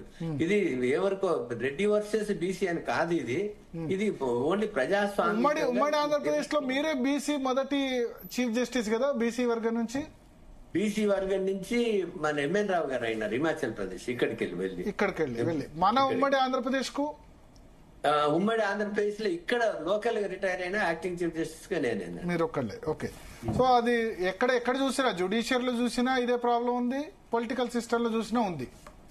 అసలు జ్యుడిషియల్ ఇప్పుడు నేనే బీసీ వర్గాన్ని కాకపోతే నా తర్వాత రిటైర్ అయిన వాళ్ళు సుప్రీంకోర్టుకు వెళ్ళి సుప్రీంకోర్టు చీఫ్ జస్టిస్ అయినారు. నేను కూడా సుప్రీంకోర్టుకు వెళ్తుంటే నాకు ఇంకేనో పని, నేను బీసీ కాకపోతే నాకు ఇంకా ఎంతో వస్తుండే. సీనియారిటీ ప్రకారం మీరు సుప్రీంకోర్టు న్యాయమూర్తి కూడా అవుతుండే తర్వాత ఏదైనా అవుతుంటే అదంతెందుకు, నేను నా లైఫ్ లో కాంప్రమైజ్ అయితే నార్త్ ఇండియాలో జాట్లని పటేళ్లని నేను బీసీ లిస్ట్ లో కలిపితే నాకు గవర్నర్ ఇద్దరు, రాజ్యసభ మెంబర్ ఇద్దరు, ఏదైనా ఇద్దరు నాకు అది. ఓకే, కాంప్రమైజ్ కాదు. మీరు రిజెక్ట్ చేశారు పటేల్ జాట్లను? రిజెక్ట్ చేశాను. ఎంత ప్రెషర్ వచ్చినా కూడా రిజెక్ట్ చేశాను. ఓకే, కాంగ్రెస్ ప్రయత్నం చేసిన తర్వాత బీజేపీ కాంగ్రెస్ గవర్నమెంట్ లో 8 నెలలు పనిచేసిన, 2 సంవత్సరాల 4 నెలలు బీజేపీ గవర్నమెంట్ లో పనిచేసిన, national commission backward class chairman గా. అవును. సో ఈ చిత్తశుద్ధి ఎవరికి ఉంది సార్? ఏ పార్టీకి ఉంది బీసీల విషయంలో మీకున్న దానిలో? ఏ పార్టీ ఇది? ఇప్పుడు ఇది ఆలిగార్కి అంటే కుల పెత్తాను, వర్గ పెత్తాను, ruling class versus even ruled classes. కాబట్టి అంబేద్కర్ చెప్పినట్లు మన ఓటు మనం వేసుకొని ప్రజాస్వామికంగా అందరికి ఒకే విలువైన ఓటు. కాబట్టి మనకు ఈ అమ్ముడు అంటే మీరు ఓటు మన ఓటు మన అంటే బీసీల కంటే ప్రత్యేక పార్టీ లేదు, ఉన్నాయి మన తెలంగాణలో బీఆర్ఎస్, బీజేపీ. ఒక మార్పు వస్తుంది. ఇప్పుడు అన్ని పార్టీలలో బీసీలు ఉన్నారు, కాంగ్రెస్ ఉన్నారు, కమ్యూనిస్టులు ఉన్నారు, బీజేపీలు ఉన్నారు, ఈయన బీఆర్ఎస్ లో ఉన్నారు. కనీసం ఒక మార్పు స్టార్ట్ చేస్తే ఒక పెద్ద ప్రజా ఉద్యమం వచ్చి, ఈ లోపల పెద్ద ప్రజా ఉద్యమం వచ్చి బీసీలు పార్టీ అని పెట్టుకోవాలి. లేకపోతే ఏ పార్టీలు బీసీలనన్నా గెలిపించుకుంటే ఓహో బీసీలకు అయితేనే గెలుస్తారు, ఇక వాళ్ళు చైతన్యమైనరు, మా 15% మేము 15% కూడా మనకు అధికార పదవులు పొలిటికల్ షేర్ ఉండదు అని అంటే. ఇప్పుడు తమిళనాడులో ఉందండి, తమిళనాడులో మీరు 31 సీట్లలో ఒక్కడే వస్తాడు ఫార్వర్డ్ క్లాస్, ఒక ఎస్సీ వస్తాడు, ఎస్టీ అయితే లేదు. అక్కడ ఇప్పుడు అక్కడ ఒక బ్రాహ్మణ వర్గం తప్ప మిగతా అందరు బీసీలే కదా. అయ్యర్లు అయ్యంగాలు తప్ప ఇక్కడున్న రెడ్డి, కమ్మ, ఇక్కడ నుంచి వలస పోయిన వాళ్ళు కూడా బీసీలే. 1947 బిఫోర్ పోయిన వాళ్ళు అక్కడ వేరే బీసీలు అన్న వాళ్ళే లేరు కదా. సరే, ఓసీలు లేరు కదా, అప్పర్ క్యాస్ట్ లేరు కదా అక్కడ, ఓన్లీ బ్రాహ్మిన్స్ తప్ప మిగతా బీసీలు ఉన్నారు, బ్రాహ్మణ్స్ ఉన్నారు, ఇంకా కొన్ని కులాలు ఉన్నాయి, కొన్ని కులాలు 3-4 కులాలు అన్నారు, బ్రాహ్మిన్స్, మార్వాడి. అక్కడ వైశ్యులు కూడా బీసీలనే చెప్తున్నారు అక్కడ. లేదు, తమిళనాడు వైశ్యులు కాదు కానీ బీహార్ వైశ్యులు బీసీలు అప్పుడు సీతారాం కేసరి ఉన్నప్పుడు. ఇప్పుడు కాదండి, బీసీలు కాకపోయినా కూడా ఇప్పుడు మన దగ్గర బీసీ లిస్ట్ ఉంది. ఆ బీసీ లిస్ట్ లో పొలిటికల్ ప్రాఫిట్ గురించి, పొలిటికల్ మైలేజ్ గురించి బీసీలను కానోళ్లను కూడా బీసీలను కలిపినారు. ఈ యొక్క కేటగరైజేషన్ కూడా న్యాయబద్ధంగా ఏ కులాలు బీసీలో కలిపారు అట్లా చెప్తే బాగుంటది. నార్త్ ఇండియాలో చాలా కులాలండి. ఇప్పుడు కుర్మీలని బీసీలో కలిపినారు. కుర్మీ ఎట్లా అవుతుందండి? ఇప్పుడు నేను ఇక్కడ చెప్తే నాకు కాంట్రవర్సీ అవుతుంది, బాగుండదు. నార్త్ ఇండియా కాంట్రవర్సీ కాదు కదా, చెప్పాలి, నువ్వు ఉన్నది నిజం వాస్తవం చెప్పాలి కదా. ఎందుకంటే ఇప్పుడు ఎంబీసీలకు న్యాయం జరగాలంటే మోస్ట్ బ్యాక్వర్డ్ భారత్ ఇప్పుడు ఎంపీసీలకు న్యాయం జరగాల. నేను నేషనల్ కమిషన్ చైర్మన్ ఉన్నప్పుడు denotified tribes, nomadic tribes, semi nomadic tribes ఉండరు మొత్తం. అందులో విముక్త జాతులు భిక్షాటన చేస్తే వాళ్ళు మొత్తం భారతదేశ జనాభాలో 50% ఏమో ఓబీసీ లిస్ట్ లో ఉన్నారు, మిగతా 50% ఏమో ఎస్సీ ఎస్టీ లిస్ట్ లో ఉన్నారు. ఎస్సీ ఎస్టీ లిస్ట్ లో ఉన్న వాళ్ళకు జనాభా ప్రాతిపదిక ఎంతో రిజర్వేషన్స్ వస్తుంది. ఈ బీసీలో ఉన్న అతి వెనుకబడిన ఈ యొక్క ఎంబీసీస్ కి, నామడిక్ ట్రైబ్స్, డినోటిఫైడ్ ట్రైబ్స్ కి ఏం వస్తలేదు, విద్యలో న్యాయం జరుగుతలేదు, ఉద్యోగం లేదు, లోకల్ పార్టీ అయితే ఒక పంచాయతీ బోర్డు మెంబర్ కూడా లేదు. వీళ్ళ పరిస్థితి కులాలు సర్పంచ్ కూడా కాలేదట సార్. 130 బీసీ కులాలు భిక్షాటన చేస్తుంటే వారికి ఇల్లు లేదు, ముంగి లేదు, దేశం తిరుగుతారు. నేను రికమెండ్ చేసిన వీళ్ళని గుర్తించి ప్రపోర్షనేట్ పాపులేషన్ వీళ్ళకు డిఎన్టీలో, బీసీలో ఉన్న డిఎన్టీలకు ఇవ్వాలని నేను రికమెండ్ చేసిన. రామిదాతేనేమో వీళ్ళకి ఇది కావాలి, ఆయన ఆర్ఎస్ఎస్ ఆయన కాబట్టి ఏదో సంక్షేమ పథకాలు రికమెండ్ చేసిండగా నేను వాళ్లకు జనాభా ప్రాతిపాదిక మీదుగా వాళ్లకు చేయాలి. తర్వాత వీళ్ళని ఎస్సీ ఎస్టీలలో కూడా కలపాలని నేను రికమెండ్ చేసిన. నేను ఓకే. సో మరి ఎట్లా ఎంబీసీలకు న్యాయం జరగాలంటే ఇట్లా రాష్ట్రంలో ఎంబీసీలు 100 కులాలు, సర్పంచ్ కూడా కాలేదు 130 కులాల్లో అంటున్నారు. అందుకని నేనేమంటున్నా సార్, అసెంబ్లీలో పెట్టిండని మీరు కూడా అన్నారు అట్లా. సార్ ఎంత అన్యాయం సార్ మీరు అనడం. అది ఇప్పుడు ఎంబీసీలకు న్యాయం చేయాలంటే అది ఏందో బీసీ కులగన్న బయట పెట్టాలా భరత్ గారు?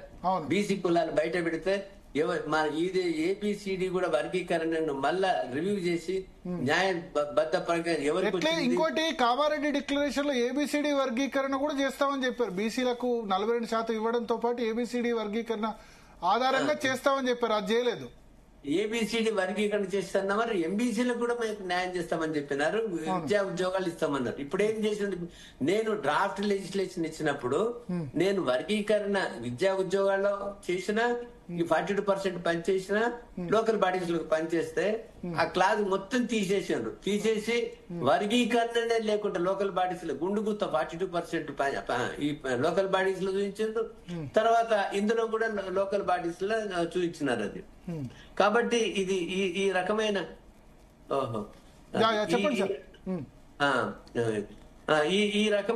ఈ రకమైన వాళ్ళు ఇప్పుడు మీరు బిల్లులు చూసుకుంటే వర్గీకరణ లేదు. ఇప్పుడు ఎంబీసీస్ కి ఏం దొరుకుతుందండి? ఒక్క పోస్ట్ దొరకదు. విద్యా ఉద్యోగాల్లో దొరకది, తర్వాత లోకల్ బాడీస్ లో దొరకదు.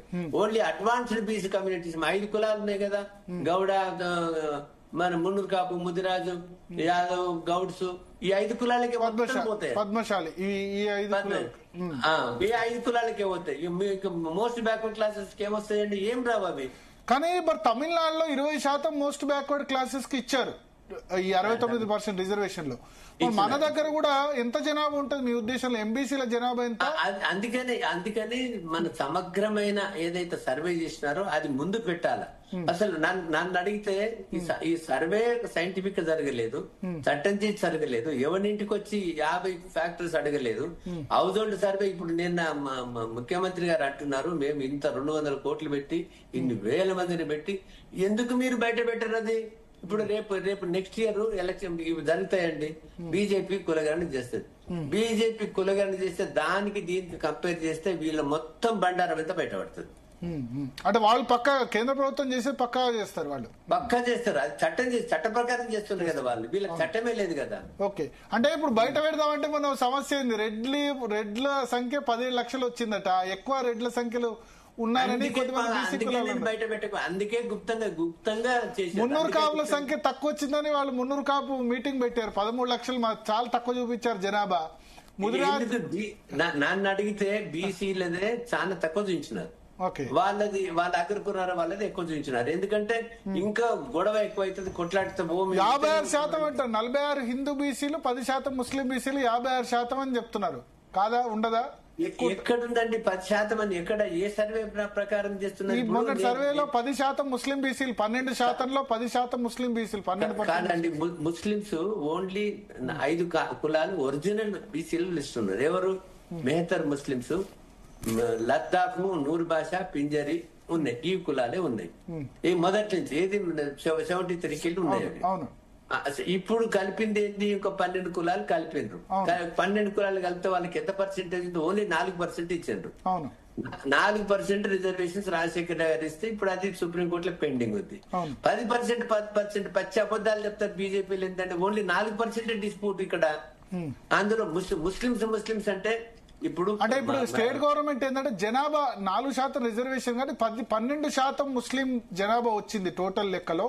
12లో 10% మంది బీసీ ముస్లింలు, ఒక 2% మాత్రం ఓసీ ముస్లింలు అని చెప్తుంది రాష్ట్ర ప్రభుత్వం. సో టోటల్ 56% బీసీలు అంటున్నారు.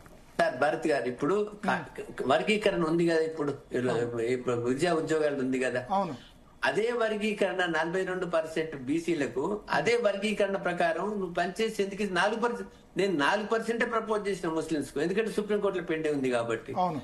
నాకు 42%, 4% డిస్ప్యూట్ ఉంటుంది సుప్రీంకోర్టులో.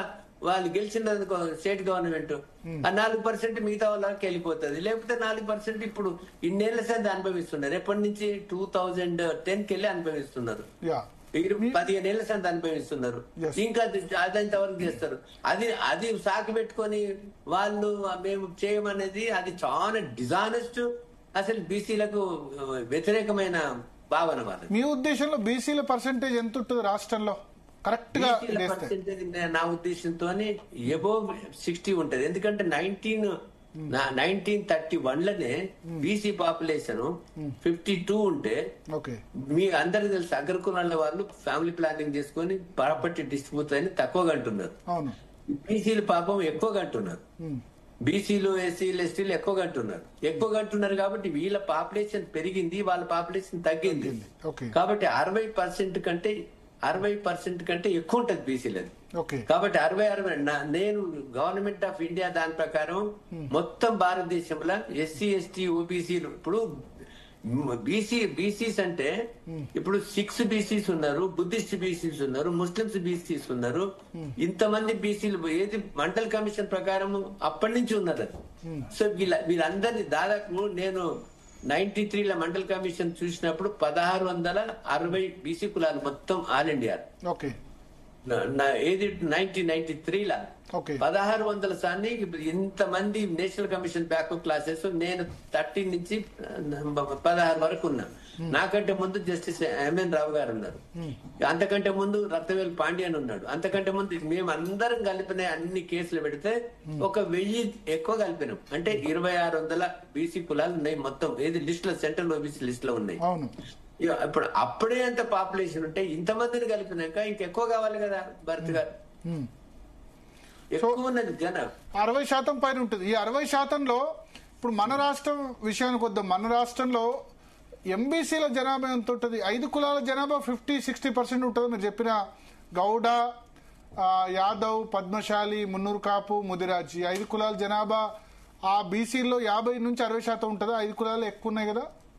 ఇప్పుడు ఉండొచ్చు సార్. ఒకటి మీరు చూడండి, ఈడబ్ల్యూఎస్ రిజర్వేషన్స్ కు సర్వే లేదు, లెక్క లేదు, ఏం లేదు. బిలో పావర్టీ లైన్ లో ఉన్నోళ్ళు 4% కూడా లేరు. తర్వాత ఆ సినో కమిషన్ ఈడబ్ల్యూఎస్ కు రిజర్వేషన్స్ ఇవ్వాలన్నా వద్దా అన్నప్పుడు నరేంద్ర మోడీ గారు వ్యతిరేకించారు. సగం రాష్ట్రాలు వ్యతిరేకించినాయి. అది పెండింగ్ లో పెట్టుకున్నారు 2010 కెళ్ళి. పెండింగ్ లో పెట్టుకున్నాక సడన్ గా దాన్ని సర్ఫేస్ పైకి తెచ్చేసి ఈడబ్ల్యూఎస్ రిజర్వేషన్స్ ఏం ఎంక్వైరీ చేయకుండా 3 రోజులలోనే 10% ఇచ్చినారు. ఇప్పుడు ఎంబీసీకి అయితే భిక్షార్జన చేసేవాళ్ళండి, బెగ్గింగ్ క్లాసెస్, వాళ్ళు దేశదిమ్మరులు వాళ్ళు కనీసం వీళ్ళ అగ్రకుల పేదలతో అగ్రకులాల పర్సెంటేజే మొత్తం 15 మొత్తం ఆల్ ఇండియాలో. అందులో బీదోళ్ళు ఎంత ఉంటారండి? 5% ఉంటారు. 5% కు నువ్వు 10% ఇచ్చినావు. ఎంపీసీలకు ఇవ్వచ్చు కదా నువ్వు 10%, చట్టం చేసి ఇవ్వచ్చు కదా మొత్తం ఈడబ్ల్యూఎస్ చేసుకున్నట్లు. అంటే ఎంబీసీలకు న్యాయం చేసేది చిత్తశుద్ధి బీజేపీకి లేదు, కాంగ్రెస్ కి లేదు. సో ఇప్పుడు ఫైనల్ గా 18th బంద్ అయితే సరే, మీ బంద్ల వల్ల అవుతుందా లేకపోతే రాజకీయ పార్టీలు అన్ని కలవాలా? బీసీలో చైతన్యం వచ్చిందా రావాల్సిన స్థాయిలో? మేము 24 తారీఖు నాడు ఈ ఇందిరా పార్క్ ధర్నా చౌక్ లో ఒక పెద్ద ధర్నా చేస్తున్నాం. నేను చిరంజీవులు గారు, విశారదన్ మహారాజు, ఇంకా దాదాపు ఒక 20 సంఘాలు కలిసినాయి మా దాంట్లో. 20 సంఘాలు కలిసేసి వాళ్ళు అక్కడ పెద్ద ధర్నా చేస్తున్నాం. నేను అనుకుంటే ధర్నాకు విపరీతమైన ఇప్పుడు నిన్న ఇక్కడ సోమాజిగూడ ప్రెస్ క్లబ్ లో ఒక్క సాయంత్రం ఈ టైంకి మేము పిలిపిస్తే దాదాపు 500 మంది వచ్చిండ్రు. అక్కడ కూడా అక్కడ ఒక నిర్ణయాలు తీసేసుకొని మేము జిల్లా లెవెల్లో, తాలూకా లెవెల్లో, మండల్ లెవెల్లో పోయి ప్రచారం చేసి మా యొక్క ప్లాన్ ఆఫ్ యాక్షన్ ఏంటంటే మన ఓటు మనం వేసుకోవాలి, మనం శపథం చేయాలి. నా ఓటు ఏ అగ్రకుల వ్యక్తికి వేయను, ఏ పార్టీకి సంబంధించినా పర్వాలేదు, కానీ మీరు ఎవరికి ఏ బీసీ గానే వేసేసుకోండి, కానీ ఫస్ట్ స్టెప్ ఈ బీసీలను మాత్రమే గెలుస్తారనేది ఒక భావజాలాన్ని స్ప్రెడ్ చేసి ఈ యొక్క సామాజిక న్యాయం అంటే రాజ్యాంగం ప్రకారం మనకు వచ్చిన హక్కులేంది, మనకు వచ్చిన అన్యాయం ఏంది, మనకు వచ్చిన వాటా ఏంది, మనకు వచ్చిన షేర్ ఏంది. ఇప్పుడు ఒక జాయింట్ ఫ్యామిలీ ఉంటదండి, గుడ్డోడైనా చదువుకున్నా చదువుకోకపోయినా తండ్రి అందరికి సమానమైన వాటా ఇస్తాడు. ఈ ప్రజాస్వామ్యం భారతదేశం మన అందరిది కదండి. భారతదేశం యొక్క అందరి శ్రమతోనే ఈ భారతదేశం నిర్మాణమైంది, భారతదేశం అభివృద్ధి చెందుతుంది. అటువంటి అప్పుడు ఈ ప్రజాస్వామ్యంలో కూడా ఇంకా డెమోక్రసీలో కూడా అందరికి భాగస్వామ్యం లేకపోతే ఎటువంటి చట్టాలు తయారైతాయి, ఎటువంటి ఇప్పుడు అన్ఫార్చునేట్ ఏంటంటే ఇంతవరకు ఈ భారతదేశంలో 76 సంవత్సరాలు ఉన్నా కూడా విద్య ఈక్వల్ ఎడ్యుకేషన్ లేదు, హెల్త్ లేదు. ఇది కమర్షియల్ అయిపోయింది. అగ్రకులాల చేతులు ప్రతి ఒక్కటి వాళ్ళది. ల్యాండ్ వాళ్ళ చేతులు ఉంది, మనీ వాళ్ళ చేతులు ఉంది, ఎకనామిక్ వాళ్ళ చేతులు, ఇండస్ట్రీ వాళ్ళ చేతులు ఉంది, హెల్త్ వాళ్ళ చేతులు ఉంది, ఎడ్యుకేషన్ వాళ్ళ చేతులు ఉంది. ఎందుకండి వాళ్ళకి రాజ్యాధికారం ఉంది కాబట్టి political power is the biggest source of accumulating the illegal money కాబట్టి డిస్ప్రపోర్షనెట్ గా వాళ్ళు పెరుగుతున్నారు. కాబట్టి ఈ చైతన్యం తెచ్చి మా ఓటు మేము వేసేసుకొని మా వాటా మేమెత్తో మాకంతా సాధించుకుందామని మేము ముందుకు వెళ్ళదలుచుకుంటాం. ఓకే, సో ఇప్పుడు ఆర్ కృష్ణయ్య లేకపోతే బీసీ జేఏసీ నేతృత్వంలో వాళ్ళైతే మీకు ఏమి ఇన్ఫర్మేషన్ ఇవ్వలేదు. 18వ తేదీ బంద్ గురించి మీరేం మాట్లాడారు దాని గురించి? 18వ బంద్ ఇప్పుడు వాళ్ళు గురు శిష్యులు ఒకటైనరు, దానికి ఇంకో 4 ఒకటైనరు, 3 గౌడ్లు ఒకటైనరు. మంచిది. ఎవరి ఉద్యోగం ఇప్పుడు భారత స్వాతంత్ర్య పోరాటంలో కమ్యూనిస్ట్ చేసింది, కాంగ్రెస్ చేసింది, బీజేపీ అన్ని వర్గాలు చేసినారు.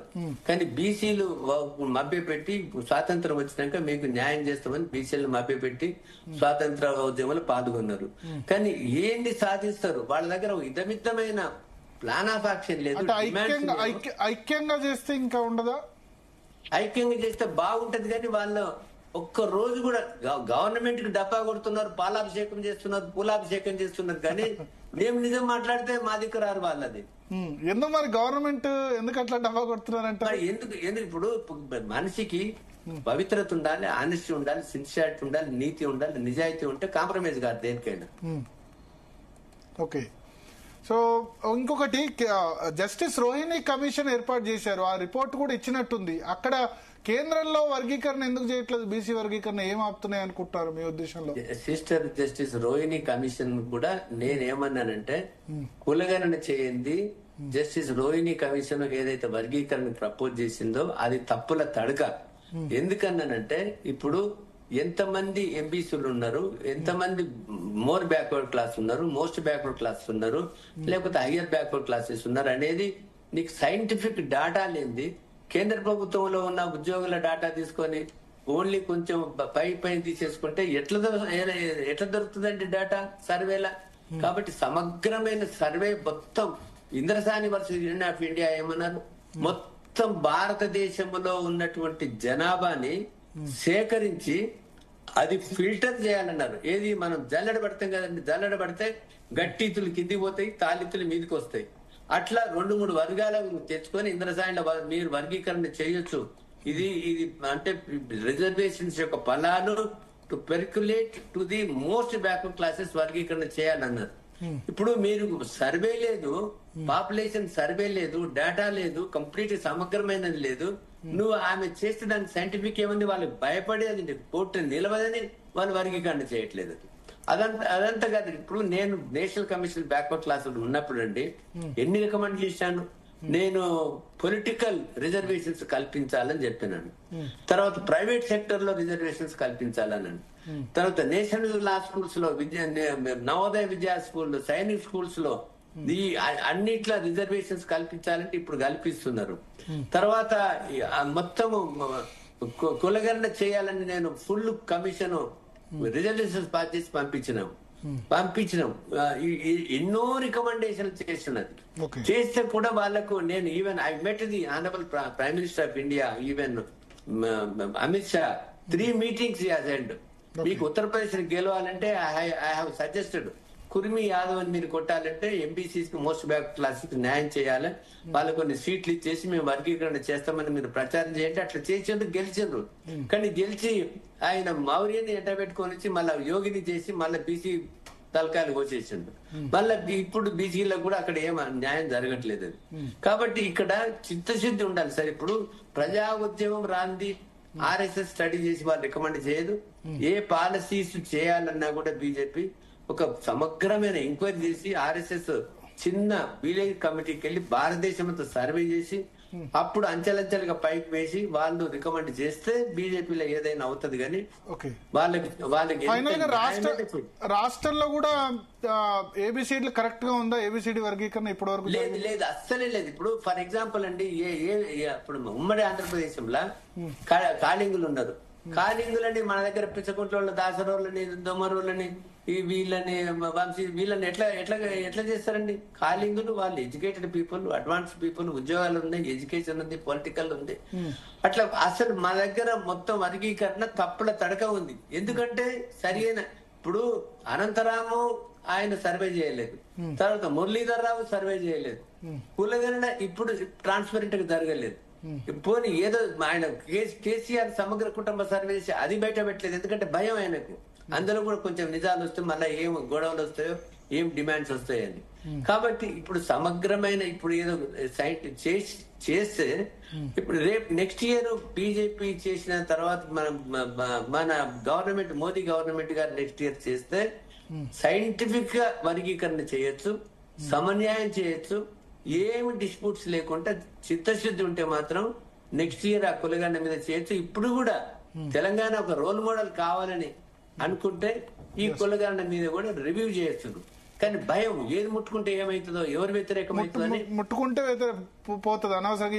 ఇప్పుడు గవర్నమెంట్ కూడా 42% ముట్టుకుంటే అయిపోయింది కదా, క్రెడిట్ తీసుకోవాలనుకున్నారు, ఇప్పుడు లూజ్ కూడా వాళ్ళే. ఇప్పుడు ఆనెస్టీ లేనిది గెలవడానికి, ప్రజలను మోసం చేయడానికి, దగ చేయడానికి, మభ్య పెట్టి ఓట్లు వేసుకొని గవర్నమెంట్ ఇచ్చి వాళ్ళ బాధ్యత లేదండి. 42% 9 సీట్లు కల్పించుకున్న బాధ్యత లేదా వాళ్ళకి? ఎట్లా చేయాలని వాళ్ళకి తెలియదా? ఏం ప్రయత్నం చేసినారో వాళ్ళు, ఏ రకమైన ప్రయత్నం చేయలేదు వాళ్ళు. Okay okay okay, thank you justice Eshwaraiah garu, Zee Telugu news కోసం ఈ అమూల్యమైన సమయం కేటాయించినందుకు. సో స్పందన చాలా విషయాలు చెప్పారు ఈశ్వరయ్య గారు. ఒకటి ఏంటంటే ఆయన చెప్పిన దానిలో ముఖ్యం 9th షెడ్యూల్లో చేర్చడం తప్ప వేరే మార్గం లేదు. నేను ముందే చెప్పాను, ఆర్ కృష్ణయ్య మిగతా బీసీ సంఘాలు వాళ్ళు నన్ను విమర్శించినా నేను ముందే చెప్పాను 9th షెడ్యూల్ తప్ప వేరే మార్గం లేదని నేను చెప్పాను. చెప్పినప్పుడు నన్ను తిట్టారు, బీసీ వై ఉండి అట్లా ఎందుకు మాట్లాడుతున్నావు అని చెప్పి. కానీ నేను చెప్పి ఇవాళ నిజమైంది. హైకోర్టులో కూడా ఈ కేసు నిలవదు. ఎంత ఎంపరికల్ డేటా తీసుకొచ్చినా 50% రిజర్వేషన్ల పరిమితి అన్నది, ట్రిపుల్ టెస్ట్ అన్నది కృష్ణమూర్తి జడ్జిమెంట్ లో క్లియర్ గా ఉంది. ఆ విషయం చెప్పినందుకు నన్ను బీసీ వ్యతిరేకుడుగా చిత్రీకరించారు. ఇప్పుడు వాళ్ళు 18వ తేదీ బీసీ బంధు మద్దతు ఇవ్వమంటే నేను ఎందుకు ఇవ్వాలి? అందుకని 24వ తేదీ మేము ఇందిరా పార్క్ లో ధర్నా చేస్తున్నాం. లీగల్ ఎక్స్పర్ట్ గా నాకు తెలుసు కాబట్టి క్లియర్ గా చెప్పాను, ట్రిపుల్ టెస్ట్ లో 50% దాటడం ఎగ్జిస్టింగ్ సిచ్యువేషన్ లో పాసిబుల్ కాదు. కాంగ్రెస్ పార్టీ, కాంగ్రెస్ ఎంపీలు, ఇండియా బ్లాక్ ఎంపీలు అందరూ ఎప్పుడు కూడా గొడవ చేయలేదు పార్లమెంట్ లో. వాళ్ళు గొడవ చేసి 9th షెడ్యూల్లో పెట్టమని జయలలిత లాగా ఒత్తిడి తీసుకొచ్చి ఉంటే పరిస్థితి వేరే విధంగా ఉండేదని చెప్తున్నారు. సో ఒక విధంగా ఉమ్మడి రాష్ట్రంలో బీసీల నుంచి చీఫ్ జస్టిస్ అయిన వ్యక్తి ఆయన చెప్పిన మాటలు. సో మాట్లాడదాం, మనతో పాటు మరింత మంది గెస్టులు కూడా జాయిన్ అయ్యారు ఇదే అంశం మీద. బీసీ కమిషన్ మాజీ సభ్యులు ఉపేంద్ర గారు జాయిన్ అయ్యారు, తాడు శ్రీనివాస్ గారు భారతీయ జనతా పార్టీ నుంచి గతంలో ఎంబీసీ కార్పొరేషన్ చైర్మన్ గా కూడా పనిచేశారు, అడ్వకేట్ శరత్ గారు కూడా ప్రస్తుతం మనతో పాటు లైవ్ లో జాయిన్ అవుతున్నారు. తర్వాత ఉన్నారా అడ్వకేట్ శరత్ గారు ఉన్నారా?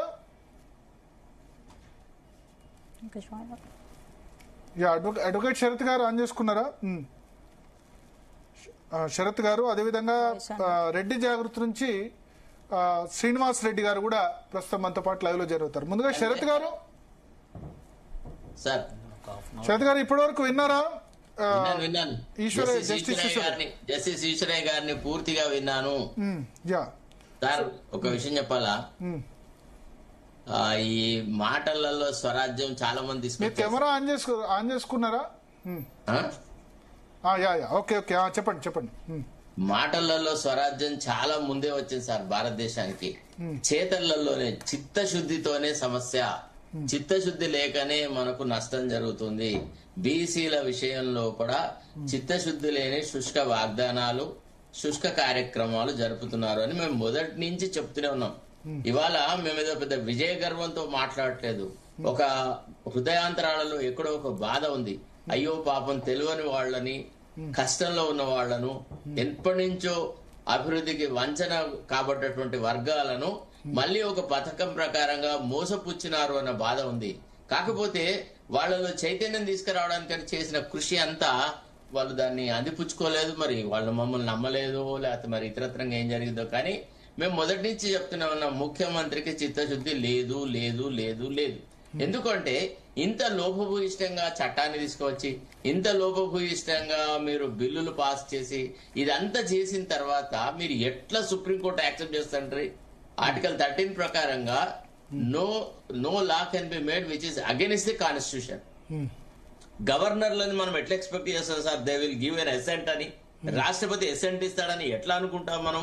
సుప్రీంకోర్టు తీర్పులను కాదని దానికి ఒక పద్ధతి ఉంది.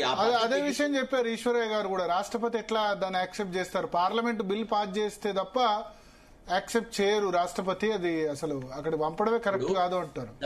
విషయం ఏంటంటే ప్రభుత్వాన్ని కనుక ఓపెన్ మైండ్ ఉండి మేము బీసీలకు రిజర్వేషన్ ఇస్తాము, దానికి ఎవరు సహకరిస్తే వాళ్ళ సహకారం తీసుకుంటాం, వాళ్ళతో చర్చలు జరుపుతాం, వాళ్ళతో మాట్లాడతామనంటే కొన్ని 100 మెథడ్స్లలో ఈ రిజర్వేషన్ సాధించే ప్రక్రియను మనం సలహా ఇవ్వచ్చు.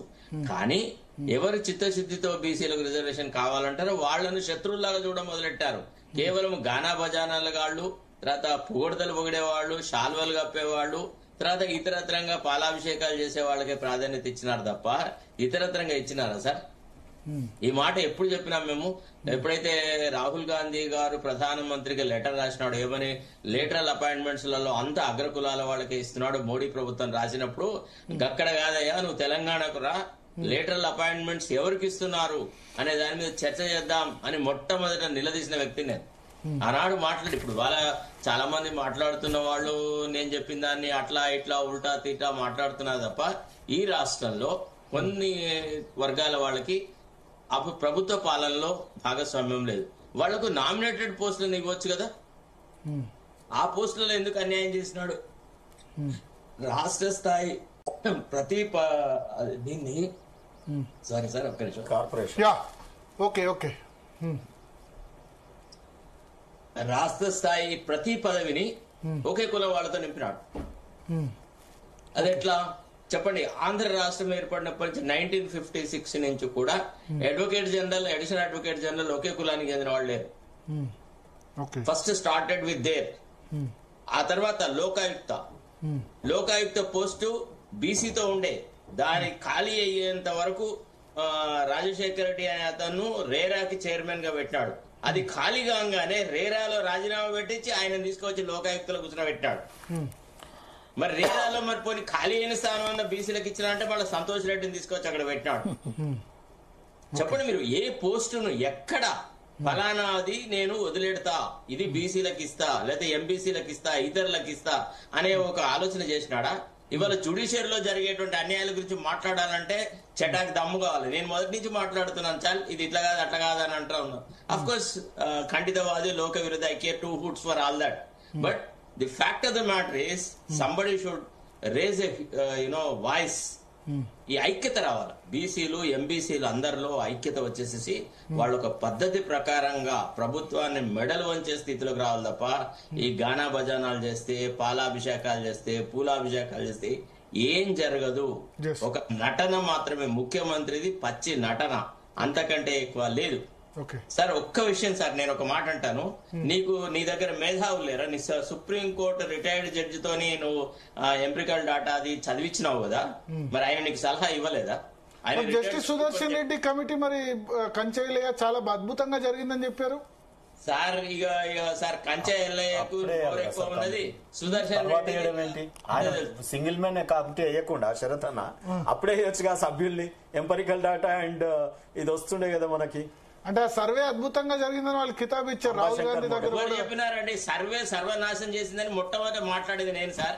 సర్వే సరిగా జరగట్లేదు, బీసీలకు అన్యాయం జరుగుతుంది. ఇప్పుడు ఈశ్వరయ్య గారు చెప్తున్నారు 60 పైన ఉంది అని. ఎప్పుడు చెప్పినాను సార్ నేను? ఆ సర్వే జరిగేటప్పుడు చెప్పినాను 65% బీసీలు ఉంటారు తెలంగాణ రాష్ట్రంలో. దానికి ఒక ఉదాహరణ చెప్పిన, ఒక దేవాలయం దగ్గరికి పోండి, లేదా ఒక సమ్మక్క సారక జాతర దగ్గరికి పోండి, ఒక బతుకమ్మ పండుగ దగ్గరికి పోండి, శివరాత్రి నాడు ఒక శివాలయం దగ్గరకు ఎక్కడికైనా పోయి చూస్తే మీకు 60% మంది బీసీలు కనబడతారు. తిప్పి కొడతా 10 మంది 15 మంది అగ్రకులాల వాళ్ళు కనబడతారు. స్వర్గాయ శాస్త్రం చెప్తున్నాను, ఆనపకాయ స్వర్గాయ శాస్త్రం చెప్తున్నావు చెప్తున్నా. చూస్తే తెలుస్తుంది నీకు బీసీలు ఎంతమంది ఉన్నారు అనే సంగతి తెలుసుకోవడానికి. దానికి ముంచేతికి అంగడానికి అర్థమా?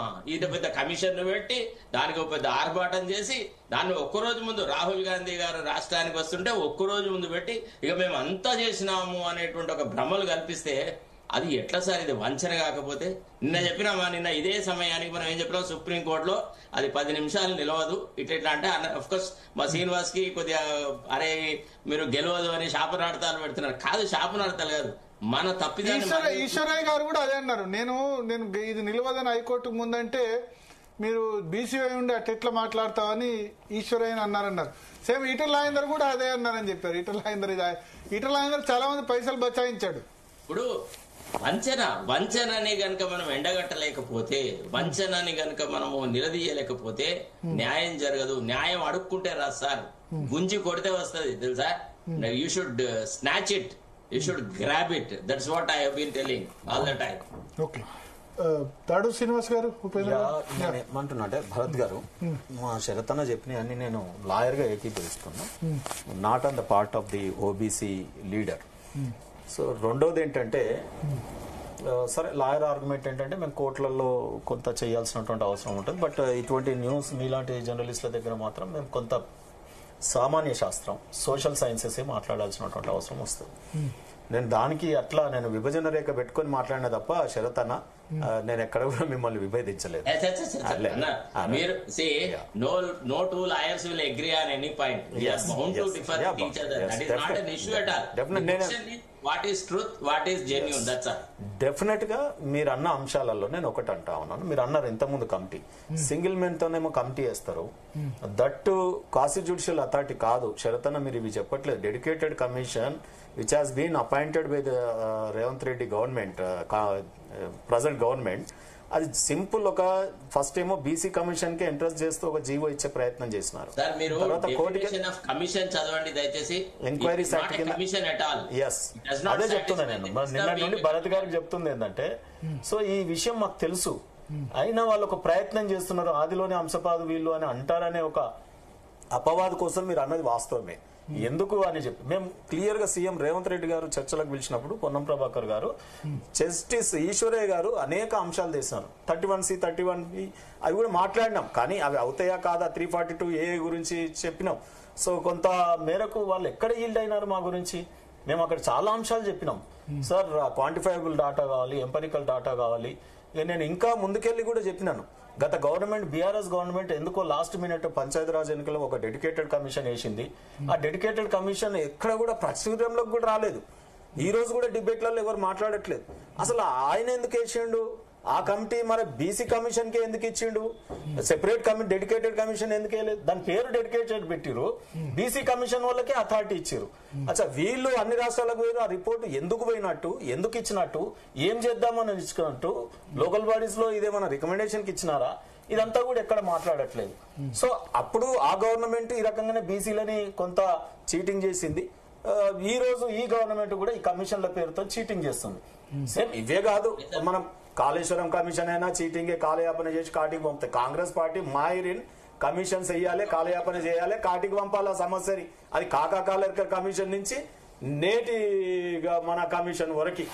నేనేమంటున్నా అంటే ఇక్కడ భరత్ గారు, వీళ్ళు ఏదో విభజించు పాలించు అని కాంగ్రెస్ పార్టీ మొదటి నుంచి వైఖరి బ్రిటిష్ డిఎన్ఏనే కాంగ్రెస్ లో ఉంటదండి భరత్ గారు. కాంగ్రెస్ పార్టీలో వేరే డిఎన్ఏ ఉండదు. మీరు అర్థం చేసుకోండి. కులాలతో గాని, సౌత్ ఇండియా నార్త్ ఇండియా చిచ్చు గాని అనేక రకమైనటువంటి వెనకట ఎట్లయితే చేసిందో అదే రాజకీయాలు నేటి రేవంత్ రెడ్డి వరకు కూడా చేస్తా ఉన్నారు. సో విభజించు పాలించు పద్ధతి. ఇప్పుడు ఏమైంది, మొత్తము ఆయన పరిపాలన గాడికి పోయినా గానీ ఆ సమస్యలు ఎక్కడన్నా చర్చింపబడుతున్నాయా? లేదు. హాయిగా ఆయన పరిపాలన ఆయన చేసుకుంటున్నారు. కాంట్రాక్టర్ల కంపుతోని మంత్రుల మధ్యలో గొడవ, ఉత్తమ్ కుమార్ రెడ్డి, పొంగులేటి సుధాకర్ రెడ్డి, కొండా సురేఖ. ఇప్పుడు రాష్ట్రంలో మొత్తం పెద్ద ఒక వ్యవస్థని నడపాల్సిన వాళ్ళు దాని మీద ఈ రోజు కొట్టుకొని వస్తా ఉన్నారు. మీరు మంచి విశ్లేషణ ఇచ్చినారు. సో జనరల్ గా ఏది ఇప్పుడు దీని తర్వాత నెక్స్ట్ ఆ టాపిక్ ఉంది. రెండోది ఏంటంటే శరతన్న కొండా సురేఖ టాపిక్ కూడా ఉంది. మళ్ళీ దీని తర్వాత చర్చిద్దాం. ఆ టాపిక్ లో ఇప్పుడే వద్దు. నేనేమనుకున్నా, చర్చిద్దాం. రేవంత్ రెడ్డికి నిజంగా కూడా ఈ దేశంలో రోల్ మోడల్ మా సర్వే అన్నాడు కదా, ఈ సర్వేని కోట్లలో నిలబెట్టుకుని ఒక ఆర్డర్ తెచ్చుకుని ఉంటే అప్పుడు రోల్ మోడల్ అయ్యేట ఆయన. ఇవాళ రోల్ మోడల్ దేనికైపోయింది? రేపటి నుంచి దేనికి రోల్ మోడల్ అయింది? ఇక ఇది చెప్తారు, ఇక తెలంగాణలో చేసిరు చేయలేదా అని. ఇప్పుడు అన్ని రాష్ట్రాలకు రోల్ మోడల్ అయింది. అంటే బీసీలకు నష్టపరిచే కేసు గురించి రేపు చర్చింపబడుతుంది. మొన్న బీసీల మీటింగ్ లో రేవంత్ రెడ్డి అన్నట్టు ఏంటంటే చరిత్రలో నిలిచిపోవాలని ఉంది నాకు. ఎన్టీఆర్ మహిళలకు ఆస్తి హక్కు ఇచ్చాడు, రాజీవ్ గాంధీ 21 సంవత్సరాలకు నుంచి ఓటు హక్కు 18 సంవత్సరాలకు తగ్గించాడు. అట్లా బీసీలకు 42% ఇచ్చి చరిత్రలో నిలిచిపోవాలని ఉంది, అందుకైనా నేను చేస్తా అని అన్నమాట. నాకు జాజుల శ్రీనివాస్ గౌడ్ చెప్పారు చేస్తాడు, మాకు చాలా నమ్మకం ఉంది రేవంత్ రెడ్డి, ఎందుకంటే ఆయనకు చెప్తారు. నోటితో ఎక్కిరిచ్చి నోటితో చెప్పి నొసలతో ఎక్కిరియడం రేవంత్ రెడ్డి గారికి వెన్నతో పెట్టిన విద్య. ప్రజల్ని మోసం చేసి కామారెడ్డి డిక్లరేషన్లు పెట్టి ఓట్లు దండుకొని ప్రభుత్వానికి వచ్చిన తర్వాత మొన్ననే మిమ్మల్ని నవ్వించిన ఒక లైన్ స్టోరీ చెప్పి గుట్ట ఎత్తే దాని విషయంలో భువనగిరి గుట్టని ఎవడో వచ్చి ఎత్తుదామనడం, వాడిని మేపడం, వాడు ఎత్తమన్నప్పుడు నువ్వెత్తి పెట్టు అనడం, ఇప్పుడు మా బీజేపీ వెనక పడడం, నువ్వెందుకు చేస్తలేవు అనడం, అట్లుంది స్టోరీ. అయితే భరత్ గారు ఇక్కడ శరతన్న దృష్టికి కూడా తీసుకొస్తా ఉన్నాను. కొంత మేరకు దీంట్లో కేటగరైజేషన్ తో పోయి ఉంటే సింపథెటిక్ ఆర్డర్ వచ్చేదేమో అనేది ఒక నేను అనుకుంటున్నా. ఎందుకంటే దీంట్లో డాటా ఇచ్చేటప్పుడు కూడా త్రిబుల్ టెస్ట్ కి అనుగుణంగా ఇవన్నీ కూడా డాటా ఇచ్చి ఇప్పటి వరకు రిప్రజెంటేషన్ మీరు పదే అంటారు చూడండి, ఎంబీసీలకి గ్రామ వార్డు సభ్యుడు కూడా కాలేదనే మీ ఆవేదన, మన అందరి ఆవేదన. ఉపేంద్ర గారు తెలుసు, ఇప్పుడు 15 సంవత్సరాల నుంచి రెండో విషయం మీ దృష్టికి తీసుకొస్తాను నేను. ఎందుకంటే టాపిక్స్ ఒక 3 పాయింట్ లాగా ఇచ్చే ప్రయత్నం చేస్తున్నా ప్రతి డిబేట్ లో. ఒకటి ఇంకొకటి ఇస్తున్నా మీకు. ఇంతకుముందేమో ఏది గతంలో డెడికేటెడ్ కమిషన్, ఈ రోజున్న డెడికేటెడ్ కమిషన్, మా సాక్షి ఇక్కడే ఉన్నారు, దాని గురించి మీరు చర్చ పెట్టండి. రెండోది నేను ఇప్పుడు ఏమంటున్నా అంటే ఎంబీసీల కేటగరైజేషన్ అనంతరామన్ కమిషన్ ఏదైతే చేసిందో ఆ రివ్యూతో ఈ రోజు మళ్ళీ రివ్యూ చేయాల్సిన అవసరం ఉందనేది మాత్రం నేను చెప్తున్నా. మీకు ఎగ్జాంపుల్ చెప్తాను. ఇప్పుడు మా కుమ్మరి కమ్యూనిటీ ఉంది, బీసీ బిలో ఉన్నాం, సీరియల్ నెంబర్ 7 లో ఉన్నట్టున్నాం. సో అది ఎంత మాకు పరేషాన్ అంటే బీసీ ఏలో ఉండాల్సినటువంటిది. రెండోది మీ దృష్టికి ఇంకొకటి భయంకరమైన నిజం. శరతన్న వింటున్నారా? ఎందుకంటే మీరు రెగ్యులర్ గా వస్తారు, కొద్దిగా ఈ కోణంలో మాట్లాడాలి, not an advocate, social reformer గా కూడా మాట్లాడండి. సో రెండోది ఏంటంటున్నా అంటే ఈ ముఖ్యమంత్రిగా గత ముఖ్యమంత్రి కేసీఆర్ తీసుకున్న నిర్ణయం అందరు ఏదో అనుకుంటున్నారు ఎంబీసీలకు ఏమో చేసినామని. ఆయన ఇన్ టోటో బీసీలో ఏలో ఉన్నటువంటి కులాలు ఏదైతే పూసల, రజక, నాయి బ్రాహ్మణ తీసేసి, అంటే ఫెడరేషన్స్, ఫైనాన్షియల్ ఫెడరేషన్స్ ఉన్నటువంటి వాటిని పక్కకు పెట్టేసి మిగతా కులాలను ఎంబీసీలు పో అన్నాడు. అందరూ ఏమనుకుంటున్నారు అంటే రాజ్యాంగపరమైన ఎంబీసీ అనే ఓటుతో మాకు సర్టిఫికెట్స్ వస్తాయేమో, బీసీ సర్టిఫికేట్ బదులు ఎంబీసీ సర్టిఫికేట్ వస్తుందేమో, సంచార జాతులు వస్తుందేమో. అందుకే మేము పదే మొత్తుకుంటున్నాం. ఏం మోడల్ అంటే బీసీ 3 గ్రూపులుగా ఉండాలి. కొంత పొలిటికల్లీ, ఎడ్యుకేషనల్లీ, ఎకనామికల్లీ ఎలివేటెడ్ కొంత మేరకు జరిగినటువంటి కమ్యూనిటీస్ బీసీలో ఉండి, ఎంబీసీలో కొన్ని వృత్తులు ఏవైతే ఉన్నాయో వృత్తి కులాలు, ఇటువంటి కులాలన్నీ కూడా ఏది విశ్వకర్మ గాని, మా కుమ్మరి గాని, లేకపోతే ఇంకా అనేక కులాలు మీకు పేర్లు తర్వాత చెప్తా, ఎంబీసీలో అవన్నీ కూడా ఎంబీసీలో ఉండాలి. సంచార జాతులకు సెపరేట్ ఉండాలండి. కేసీఆర్ వల్ల సంచార జాతులకు జరిగిన అతిపెద్ద నష్టం ఇంకొకటి ఏంటంటే నేషనల్ ఒక బోర్డు ఉంటదండి, డిఎన్టీ బోర్డు. అది ఎంత మంచి బడ్జెట్ ఉంటదంటే ఈయన ఎందుకో అక్కడ బడ్జెట్ ని ఇక్కడ లింక్ చేసుకొని స్కీములు చేయాల్సి వస్తుంది కదా. ఒకవేళ కేంద్రం ఒక 100 రూపాయలు ఇస్తున్నా, అదంతా నేను ఏం చెప్తున్నా అంటే చాలా దుర్మార్గం అండి. బడ్జెట్ పెట్టిండు కదా, మాకు బిఎల్ఆర్లు కూడా ఇచ్చిండు, ఏదో ఒకసారి 250 కోట్లకు, లేకపోతే ఇది తర్వాత అన్ని మళ్ళా ఎక్కడ ట్రాన్స్ఫర్ అయితే హెడ్ అకౌంట్ వ్యక్తిగతం అవుతుంది. నేను చెప్తే ఏదో పట్టినట్టు అవుతుంది. నేనేమంటున్నాను, నేనేమో అన్పార్లమెంటరీ మాట్లాడట్లేను, మీ సార్ని తిట్టట్లేదు. మీరు అన్కాంప్రమైజ్ పోరాడుతున్నారు. ఒక్క నిమిషం ఆగండి. అయితే భరత్ గారు, ఈ ఎంబీసీ డెఫినేషన్ ఈ రాష్ట్రంలో కేసీఆర్ గారు అశాస్త్రీయంగా చేసినాడు. నేను అన్న ఆ రోజు ఎంబీసీ చైర్మన్ అయినప్పుడు బీసీ కమిషన్ చైర్మన్ ని మెంబర్లను సంచార జాతులు వేరు ఉండాలండి. బీసీ ఎంబీసీ సంచార జాతుల మోడల్ రావాలి. సంచార జాతులు ఎంబీసీల కంటే ఇంకా వెనుకబడి. అసలు నన్ను అడిగితే వాళ్ళని ఎస్టీ ఎస్సీలో చేర్చిన తప్పులేదు, వాళ్ళు అభ్యంతర పెట్టారు. ఎందుకంటే వాళ్లకు కాన్స్టిట్యూషన్ బట్టి జనాభా ఎంత ఉందో లేదు అంటారంతరం లేదండి. ఎందుకు లేదండి, దొమ్మరోళ్ళని ఉంది కదా. మేము ఇంకొక, ఎందుకంటే మీరు కొంత స్పేస్ దొరుకుతుంది కాబట్టి చెప్తున్నా. నేను ఎంబీసీ చైర్మన్ ఉన్నప్పుడు దొమ్మర్ల మీటింగ్ పెట్టినానండి. బుడిబుక్కల వారి కులాల వారిగా మీటింగ్లు పెట్టినా, నాకు అకాడమిక్ గా పోవాలని ఉండే ఆ చైర్మన్ అవకాశాన్ని. అయితే అప్పుడు మీటింగ్ పెట్టి డబ్బులు ఉన్నా లేకుండా నేను భోజనాలు అరేంజ్ చేసుకుని వాళ్ళతో చర్చ చేసినప్పుడు గ్రాడ్యుయేట్ అబవ్ అండ్ రండి దొమ్మరి కులంలో ఉన్న వాళ్ళు బుడిబుక్కలో ఉన్న వాళ్ళు అని చెప్తే నాకు ఒక 2-3 మాత్రమే వచ్చినారండి మొత్తం కులంలో గ్రాడ్యుయేట్ అబవ్. దాంట్లో ఒక అమ్మాయి వచ్చింది. ఇది చాలా వినాలండి, సెన్సిటివ్ జరిగిన ఈ రాష్ట్రంలో జరిగిన సంఘటన చెప్తున్నా. ఒక అమ్మాయి కూడా వచ్చింది. ఆమె బీటెక్ కాలేజ్ పేరు చెప్తే బాగుండదు, toppest of the top college లో బీటెక్ చదువుతుంది. అంటే ఆ అమ్మాయి ఎంత బాగుంటుందంటే చూడ్డానికి బాగుంటుంది, వాళ్ళు ఏదో అగ్రవర్ణం అది ఇది అంటారు అట్లా ఉంటుంది. ఆ చదువులో మాత్రం టాపెస్ట్ ఆఫ్ ది కాలేజ్ లో బీటెక్ 3rd ఇయర్ అమ్మాయి నా దగ్గరకు వచ్చింది. ఆ అమ్మాయి పరిస్థితి ఏంటంటే నేను మాట్లాడియగానే ఏడుస్తుంది. ఏందయ్యా వీళ్ళ తల్లిదండ్రులు ఎవరు ఎందుకు ఏడుస్తుంది అంటే వాళ్ళ మేనమామ వచ్చింది సార్ తల్లిదండ్రులు చచ్చిపోయారు అని అన్నది. అంటే దొమ్మరి కులంలో కొంత మేరకు ఈ హెల్త్ పాయింట్ ఆఫ్ వ్యూ వెనకటి ఇది దాన్ని బట్టి చనిపోయినారు వాళ్ళు.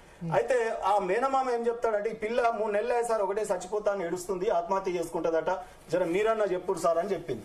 నేను కౌన్సిలింగ్ ఇస్తే తేలింది ఏంటంటే ఆ అమ్మాయికి రెగ్యులర్ గా ఒక వేరే సామాజిక వర్గం, నా కులాల పేర్లు పెద్దగా తీయడం ఇష్టం ఉండదు ఎందుకంటే అన్నిట్లలో మంచి చెడు ఉంటుంది. అయితే ఆ సామాజిక వర్గం అమ్మాయితో ఫ్రెండ్ ఉండి రోజు ఇంటికి పోయినప్పుడు వాళ్ళకు ఒక సంబంధం వచ్చింది. మా బిడ్డది ఇప్పుడు చేయదండి, కానీ మా బిడ్డ దోస్తు కూడా చాలా అందంగా ఉంటది, చదువు బాగా చదువుతుంది, ఆమెనేమని ఇప్పిస్తాం, మీ దోస్తుది ఏం కులమో కనుక్కోయా అంటే ఆ పిల్ల నీది ఏం కులం అని ఆ రోజు అడగాల్సిన పరిస్థితి వచ్చింది. దోస్తులకు అప్పటి వరకు తెలియదు. ఆ పిల్ల అడగగానే ఈ పిల్ల భయపడుతూనే చెప్పింది మాది దొమ్మరి కమ్యూనిటీ అని. ఆ పిల్లకు దొమ్మరి కమ్యూనిటీ అనగా నెక్స్ట్ డే నుంచి అదే చెప్తా. ఇక లాస్ట్ కంక్లూడ్ ఏమైందంటే ఆ అమ్మాయి ఆ రోజు నుంచి వాళ్ళ తల్లిదండ్రులు కూడా ఇంటికి రానియలేదండి, బెస్ట్ ఫ్రెండ్ ని దొమ్మరి అని కులం తెలియగానే. మరి ఆ పిల్ల ఈ దేశం మీద ఆ పుట్టుక ఆమె తప్ప, ఈ దేశం తప్ప, ఈ ప్రభుత్వాల తప్ప, గా కులం పేరు మార్చమంటే మన కేసీఆర్ గారికి చేతులు రాలే, 100 సార్లు మొత్తుకున్న కమిషన్ కు చేతులు రాలేదు, బుడిబుక్కల కమ్యూనిటీ వాళ్ళు అడిగినారు చేతులు రాలేదు. ఏమంటున్నట్టే ఒక్కటి అరే ఎంబీసీ కార్పొరేషన్ చెప్పండి, డబ్బులు ఇవ్వకపోయే లోన్లు ఇద్దామంటే కనీసం ఇటువంటి అన్న చేద్దామని నేను ఇంకొక స్కీమ్ డిజైన్ చేసి ఇచ్చిన. దానికి సాక్ష్యం గద్వాల కృష్ణమోహన్ రెడ్డి గారు ఎమ్మెల్యే మీ పార్టీ ఏది ఇప్పుడు మళ్ళీ మీ పార్టీలో మాట్లాడు. అరే ఒక్క నిమిషం సార్, ఇవన్నీ జీ న్యూస్ బీసీలకు కాంప్రహెన్సివ్ సబ్జెక్ట్ తీసుకున్నదండి. ఈ రోజు మనం ఎక్కడ సంచార జాతులు 1,06,000 కుటుంబాలు ఉన్నాయి. షరతన భరత్ గారు 1,06,000 కుటుంబాలకు ఇందిరా మిల్లు గానీ డబుల్ బెడ్రూమ్లు గానీ 1,06,000 కట్టి ఇచ్చేస్తే సంచార జాతులు అనే వాళ్ళే తెలంగాణలో ఉండరు కదా. ఇది వేయలేకపోయింది కదా ప్రభుత్వాలు. మరి అది వీళ్ళ గురించి పోరాడు. నేను బీసీలో ఉండి కూడా ఎంపీసీలు సంచార జాతుల కోసం పోరాడుతున్నా. రెండోది కేటగరైజేషన్ చాలా రాంగ్ అండి, ఏబిసిడి వర్గీకరణ. మూడో విషయం ఏంటంటే ఇప్పుడు ఆ ఏబిసిడి వర్గీకరణ మళ్ళా ముట్టుకుందాం అంటే భయపడుతున్నారు అందరని ఈశ్వర. లేదండి, బీసీ ఎంబీసీ సంచార జాతుల మోడల్ అవుతుంది 100%, దాంట్లో ఎవరు వ్యతిరేకం లేరు. ఆల్రెడీ బయట కూడా మీరు బీసీ సంఘాలను అడగండి, వాళ్ళు ఒప్పుకుంటారు, అందరు ఒప్పుకుంటారు. ఎందుకంటే అగమ్య గోచరంగా ఉంది సంచార జాతులు. ఇప్పుడు స్టోరీలు చెప్తుంటే మీరు అటువంటి 100 చెప్తా సార్ నేను. ఇప్పటికే మీరు ఫ్లెక్సీలు కడితే చినిపోయిన ఫ్లెక్సీలు కట్టుకొని గుడారాలు వేసుకొని ఆధార్ కార్డు లేకుండా ఓటర్ కార్డు లేకుండా బతుకుతున్న జనాలు ఉన్నారు. ఉడకబెట్టిన ఆహారం తింటున్న జాతులు ఉన్నాయి. భూపాలపల్లి పదండి నాతోని. లేకపోతే మన స్పీకర్ అప్పుడు దీదన్ స్పీకర్ మానవ జాతి సమూహాన్ని బస్సులు కట్టి అక్కడ వరంగల్ లో టూరిస్ట్ స్పాట్ తీసుకొస్తే ఒకసారి ఉపేంద్ర గారికి అవకాశం. ఉపేంద్ర గారు చెప్పండి. ఇప్పుడు నేనేమంటున్నంటే ఇప్పుడు శ్రీనివాస్ గారు చెప్పిన అన్ని కూడా మనం ఏం కాదంటలేదు, ఇవన్నీ ఉన్నాయి సమాజంలో. ఈ రోజు కూడా నిన్న మొన్న జరిగిన సందర్భాలు చూస్తే మనం దళిత సీజే అని చెప్పేసి వార్తలు చూస్తున్నాం. అన్న ఏదో దొమ్మరి కులంలో ఆ పాప గురించి ఏదో చెప్పుకొచ్చాడు, అది బాధపడేటువంటి అంశమే.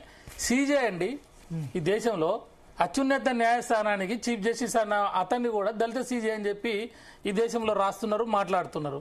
గిరిజన రాష్ట్రపతి అంటారు, దళిత స్పీకరు అంటారు. వినండి అరే మీరు ఓపిక ఉండని కాసే. నువ్వు 1/2 గంట మాట్లాడిన, ఒక్క మాట మాట్లాడలే. నేను ఏమంటున్నా, ఇప్పుడు ఈ దేశంలో 106 సార్లు భారత రాజ్యాంగాన్ని సవరించడం జరిగింది. గతంలో మనం 2 చూసినప్పుడు ఏంది అంటే ఈడబ్ల్యూఎస్ రిజర్వేషన్ గురించి చేశారు. మరి దానికి కమిషన్ లేదు, ఎంపెరికల్ డేటా లేదు. 10% 2010లో కమిషన్ ఉంది కదా, కమిషన్ ఉంది. నేనేమంటున్నా, ఎంపెరికల్ డేటా గానీ రిపోర్ట్ గానీ ఈవెన్ సార్ ఒక నిమిషం నన్ను మాట్లాడిన తర్వాత మీరు ఏదైనా అది పోయింది. వినండి అన్న, ఒక నిమిషం వినండి. నువ్వు మాట్లాడుతుంటే నేనేం మాట్లాడిన తర్వాత నువ్వు క్లారిఫై చేయి. నేనేమంటున్నావు, తర్వాత మహిళా బిల్లు తీసుకొచ్చినారు. మరి మహిళా బిల్లులో కూడా ఓబీసీలకి ఎంత వాటా ఏం సంగతి అని తేల్చమని. అంటే ఎక్కడ కూడా డిమాండ్ లేనటువంటి అంశాన్ని ఈ దేశంలో రాత్రికి రాత్రే గంటలలో వాళ్ళు ఇష్టం వచ్చినట్టు చేసుకున్నారు. వింటున్నారా? మరి భారత రాజ్యాంగంలో సామాజిక పరమైన ఇప్పటిదాకా అన్న మాటలన్నిటి సామాజిక పరమైన వివక్ష ఉన్నటువంటి సందర్భంలోనే రిజర్వేషన్లు ఆర్థిక పరమైనటువంటి రిజర్వేషన్లు లేవు అనేది మనకు చెప్తా ఉన్నారు. ఎక్కడ కూడా క్రైటీరియా లేదు 50% అనే అంశంలో కూడా.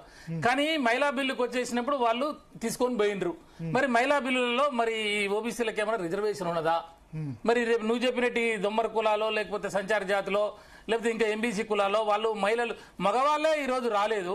27% రిజర్వేషన్ మండల్ కమిషన్ తర్వాత ఈ దేశంలో ఏమని చెప్పి ఓబీసీలకు ఇస్తేనే నేటి వరకు ఈ రోజు వరకు కొట్టుకొని చూస్తే 16%, 17% విద్యా ఉద్యోగాలనే ఈ భారతదేశంలో ఓబీసీలు అందుకోలేకపోయారు. ఇన్ని అంశాలు ఉన్నాయి. అంటే ఇప్పుడు అన్నగారు చెప్పినట్టు ఇప్పుడు మరి ఈ రకమైనటువంటి నిర్ణయాలు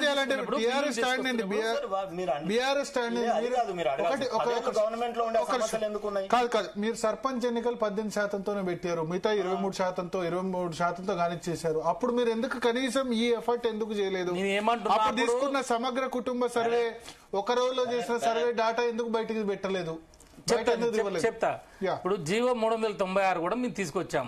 ఆ రోజు 34% తోటి రిజర్వేషన్ మనం జీవో తెస్తేనే అక్కడ సంబంధించిన స్వప్నారెడ్డి గారు, గోపాల్ రెడ్డి గారు ఇద్దరు కలిసి అక్కడ హైకోర్టు పోతే ఇట్లే స్టే అన్నారు.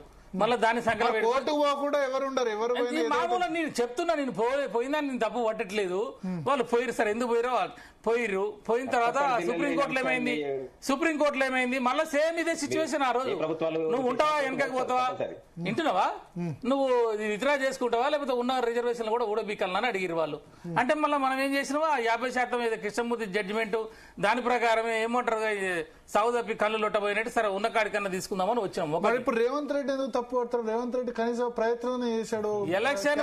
ఎలక్షన్ మేనిఫెస్టోలో చాలా స్పష్టంగా చెప్పి 6 నెలల్లో కులగణన చేస్తారు, రాజ్యాంగబద్ధ రిజర్వేషన్లు ఇస్తా అని చెప్పినాడు కదా రాహుల్ గాంధీ గారు, సిద్ధరామయ్య గారు. ఇప్పుడు క్యాస్ట్ సెన్సస్ చేశాడు అని చెప్పినట్టు కర్ణాటకలో అయితే దాన్ని పబ్లిష్ కూడా చేయలేదు. ఇప్పుడు కాంగ్రెస్ రాష్ట్రం కర్ణాటకలో ఇప్పుడు మళ్ళా సర్వే జరుగుతుంది. జరిగితే ఇన్ఫోసిస్ అధినేత ఆయన నారాయణమూర్తి నేను సర్వేలో పాల్గొన్నాను చెప్పాడు. సార్ నేనేమంటున్నా ఒక నేనేమంటున్నా ఈ దేశంలో కొన్ని జడ్జిమెంట్లు ఉన్నాయి. ఆ జడ్జిమెంట్లని వాడుకోవడం ద్వారా ఈ రకమైనటువంటి పరిస్థితులు వస్తున్నాయి. ఆ జడ్జిమెంట్ ఎందుకు ఇచ్చిరు, ఎక్కడ చూసి ఇచ్చిరు, దేనికి ఇచ్చిరు అనేది మనం అడగనికి లేదు. ఎందుకంటే వాళ్ళు ముందు చదువుకున్న వాళ్ళు ముందు జడ్జిలు అయినారు. వాళ్ళు చెప్పిందే వేదం. సుప్రీంకోర్టు అంటే సుప్రీంకోర్టే. దాన్ని ఎవడన్నా అడిగితే కాంటెంప్ట్ ఆఫ్ కోర్టు. నువ్వు ఇందిరాసాని జడ్జిమెంట్ తీసుకున్నా అలా 9 మందిలో 5 మంది రిజర్వేషన్ ఏమని చెప్పినారు, 4 మంది డిఫర్ అయినారు. అయినా కూడా దాన్నే తీసుకొచ్చి దపదపాలుగా అదే చెప్తున్నారు. అది విద్యా ఉద్యోగులకు సంబంధించిన అంశం అయితే ఇక్కడ తీసుకొచ్చేసి మన కృష్ణమూర్తి కేసులో దీన్ని లోకల్ బాడీస్ కూడా కలిపినారు. అయినా ఇప్పుడు దాన్ని మనం అడగడానికి లేదు. నువ్వు కాంటెంపరీస్ ఎంపెరికల్ ఎంక్వైరీ చేస్తే నువ్వు ప్రత్యేక పరిస్థితులు దాటవచ్చని వాళ్ళే చెప్తారు.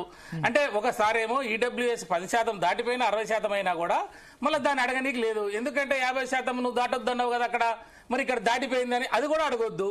అంటే నేను ఏమంటున్నా ఇవన్నీ ఏంటంటే మేము అధికారంలో ఉన్నాము, పార్లమెంట్ లో ఉన్న చట్టం చేసుకునే మేమే, ఇక్కడ చట్టాలు జడ్జిమెంట్లు రాసేది మేమే కాబట్టి దట్ ఈస్ సుప్రీం.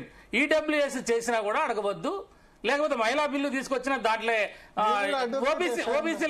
ఓబీసీలకి ఇవ్వకపోయినా అడగవద్దు. ఎంప్లాయ్మెంట్ అడుగుర్రి, ఎవరేమనలే. నేనేమంటున్నా సార్, నేనేమంటున్నా మీరేదో ఇంత ముందు పుల్లగణన చేసిన తర్వాత ఎందుకు బేట పెట్టలేదని అన్నారు. శరద్ గారికి తెలుసు Puttaswamy versus union of India కేసులో right to liberty, right to privacy కింద ఒక వ్యక్తులకి వివిధ సంబంధించిన ఆస్తుల వివరాలు కానీ ఇంకా మిగతా విషయాలు కానీ అడగకూడదు. కాబట్టి దాన్ని చెప్పకూడదు. ఇప్పుడు మధ్యప్రదేశ్ లో నేను ఏమంటున్నా కొన్ని సుప్రీంకోర్టు జడ్జిమెంట్లు అడ్డం పెట్టుకుని ఆ రోజు కేసు వేసి ఇప్పుడు మధ్యాహ్నం నరహరి గారు జాయిన్ అయ్యారు చర్చలో. ఆయన ఏం చెప్పారు, నేను ఒక్క కరెక్షన్ నేను ఒక్కటి చెప్పిన తర్వాత మీరు తీసుకుందరు. ఒక్క నిమిషం ఆగు. అన్నగారు ఏం చెప్పినారు అంటే ఏదో ఎంబీసీలు గుర్తించలేదు అది అని అన్నారు. నేను ఎందుకంటే 2004 నుంచి లా స్టూడెంట్ గా కూడా మేము ఫస్ట్ హైదరాబాద్ కు వచ్చిన తర్వాత ఈ బీసీలలో ఈ 4-5 కులాలే ముందుకు పోతున్నాయి కాబట్టి మరి ఇంతవరకు రాజకీయ అంటరంతరంలో మగ్గిపోతున్న మైనార్టీ బీసీ కులాలు కమ్మరి కావచ్చు, కుమ్మరి, చాకలి, మంగలి, దూదేకుల, ఆరికటిక ఇట్లాంటి ఈ కమ్యూనిటీస్ గురించి ఎట్లా రిప్రజెంటేషన్ అయిందని మేము అందరం కూడా చంద్రబాబు నాయుడు గారిని, రాజశేఖర రెడ్డి గారిని, ఆ చిరంజీవి పార్టీ పెడితే ఇవన్నీ మేము తిరిగినప్పుడు మాకు ఇక్కడ కొంత ఘర్షణ కూడా జరిగినప్పుడు బీసీలందరం ఒకటే ఉండాలి, యునైట్గా ఉండాలి, మళ్ళీ మీరు కొత్తది తీసుకొస్తారు ఎంబీసీ అని, దీని ద్వారా మనం పల్చన అయిపోతాము, ఇప్పటికే మనకు అన్యాయం జరుగుతున్నది బీసీలకి, కాబట్టి ఈ వాదన తీసుకొస్తే ఎంబీసీ అనే పదం వస్తే కూడా కాళ్ళు కొడతా అనే సబ్జెక్ట్ కూడా నడిచింది మాకు వాళ్ళకి. ఇట్లాంటి ఉన్న పరిస్థితులలో రాజశేఖర రెడ్డి గారికి మేము దగ్గర పోయినప్పుడు మేము ఎంబీసీ ఎంఆర్పీఎస్ ఐక్యవేదిక పెట్టుకొని చాలా సందర్భాల్లో రాజశేఖర రెడ్డి గారు కాడిపోతే రాజశేఖర రెడ్డి గారు కొంచెం కన్వీనియన్స్ అయ్యి వారు ఏమన్నారంటే నీకు కార్పొరేషన్ ఇస్తా అని చెప్పేసి అన్నారు. ఆ తర్వాత తదనంతరం వారు పరమపదించడం, తర్వాత తెలంగాణ ఉద్యమం, తర్వాత కేసీఆర్ గారు అధికారంలోకి రావటం, కేసీఆర్ గారిని మీ దబదబాలు గెలవటం, వారు ఫస్ట్ ఎంబీసీని రికగ్నైజ్ చేసిండు, పదాన్ని కార్పొరేషన్ ఇచ్చిండు. సరే ఎన్ని పైసలు ఇచ్చిండో ఏం సంగతి అనేది. తర్వాత గురుకుల పాఠశాలలు అంటే ఈ పిల్లలు చదువుకొని కనుక పైకి వస్తే బీటెక్లు ఎంటెక్లు చదివితే విద్య అనేది జ్ఞానం ఇస్తుంది, జ్ఞానం అనేది ప్రశ్నించడానికి వస్తుందని గురుకుల పాఠశాలలకు అవకాశం ఇచ్చాము. ఈ రకంగా 33% రిజర్వేషన్ కావాలని ఆ రోజే మనం అసెంబ్లీలో తీర్మానం చేసి, ఒక్క నిమిషం మాట్లాడినాక మీరు చెప్పండి, 33% రిజర్వేషన్ ఉండాలని చెప్పేసి మనం కేంద్రానికి పంపించడం జరిగింది. మంత్రిత్వ శాఖ విషయంలో కానీ మిగతా మనకి బడ్జెట్ విషయంలో కానీ ఇవన్నీ కూడా ఫస్ట్ వీళ్ళని ఎడ్యుకేట్ చేయాలి. ఆత్మగౌరవ భవనాలు ఇచ్చినా ఏది ఇచ్చినా ఒకటేసారి రాదు కదా. ఇలా చాలా మంది అన్న అంటాడు గొర్రె పిల్లలు అని అంటారు, లేకపోతే చేప పిల్లలు అని అంటారు. అంటే ఊర్లో ఉన్న యాదవులను తీసుకొచ్చి రియల్ ఎస్టేట్ చేపించలేము కదా, గ్రూప్ 1 గ్రూప్ 2 ఉద్యోగాలు చేయించలేము కదా. అక్కడ చేస్తున్న వృత్తిలోనే వాళ్ళని అప్లిఫ్ట్ చేయడం కొరకు వాళ్ళకి గొర్రె పిల్లలు ఇవ్వటం, చేప పిల్లలు ఇవ్వటం, వాళ్ళని ఆర్థికంగా డెవలప్ చేయాలనే ఉద్దేశంతో గ్రామీణ ఆర్థిక వ్యవస్థను పరిపుష్టి చేయాలని అంటే కొన్ని కార్యక్రమాలు జరిగినాయి. నేను ఏమంటున్నా అంటే అద్భుతాలు చేసినామని. అంటే ఈ రకంగా వచ్చిన తర్వాత ఈ బీసీలకి ఎంబీసీలకి చట్టసభలలో రిజర్వేషన్లు 33% కావాలని మనము అసెంబ్లీలో తీర్మానం చేసి పంపించి అన్నగారికి తెలుసు, ఆ రోజు మాతోటే ఉన్నారు కాబట్టి ఇది అబద్ధమా లేదా మంత్రిత్వ శాఖ కావాలని ఇవన్నీ కూడా ఉన్నాయి. నేను ఏమంటున్నా అంటే మా బ్రదర్ ఒక మాట అన్నారు యాదవుల కోసం. రవలి గారు చాలాసేపటి నుంచి అయితే యాదవుల కోసం గతంలో ప్రభుత్వాలు ఏం చేసేదంటే ఈ పశు సంపద పెంచడానికి 100 ఎకరాలు ఏదైతే చెలకలు ఉంటాయో దాంట్లో తుమ్మ చెట్లు, ఇంకా మేకలు, పశువులు తినేటటువంటి రాళ్ళ చెట్లు ఇటువంటి పెంచి యాదవులకి సహకార సంస్థకి 100 ఎకరాలు ఇచ్చేది. ఇప్పుడు ఏం చేస్తున్నారు మీకు తెలుసు కదా, ఇక పారిశ్రామికవేత్తల పేరుతోని 100 ఎకరాలు ఎవరికి ఇస్తున్నారు, ఎట్లా కబ్జాలు అవుతున్నాయో మీకు తెలుసు. గవ్వియాల యాదవులకి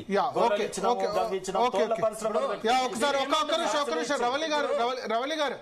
సో ఇప్పుడు అందరూ కూడా ఇప్పుడు గెలిస్తే క్రెడిట్ కాంగ్రెస్ పార్టీకి వచ్చేది, ఇప్పుడు హైకోర్టులో అయిపోయింది, సుప్రీంకోర్టులో అయిపోయింది.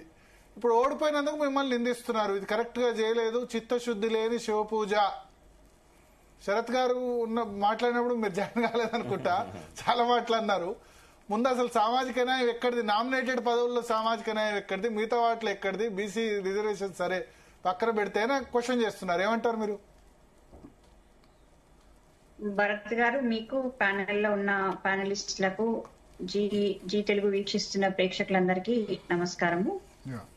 కొంచెం నాకు అంటే ఆడియో అంతా డిస్టర్బెన్స్ గా ఉంది స్టూడియోలో వాయిస్, అయినా కానీ మా పార్టీ వర్షన్ నేను చెప్పగలుగుతా.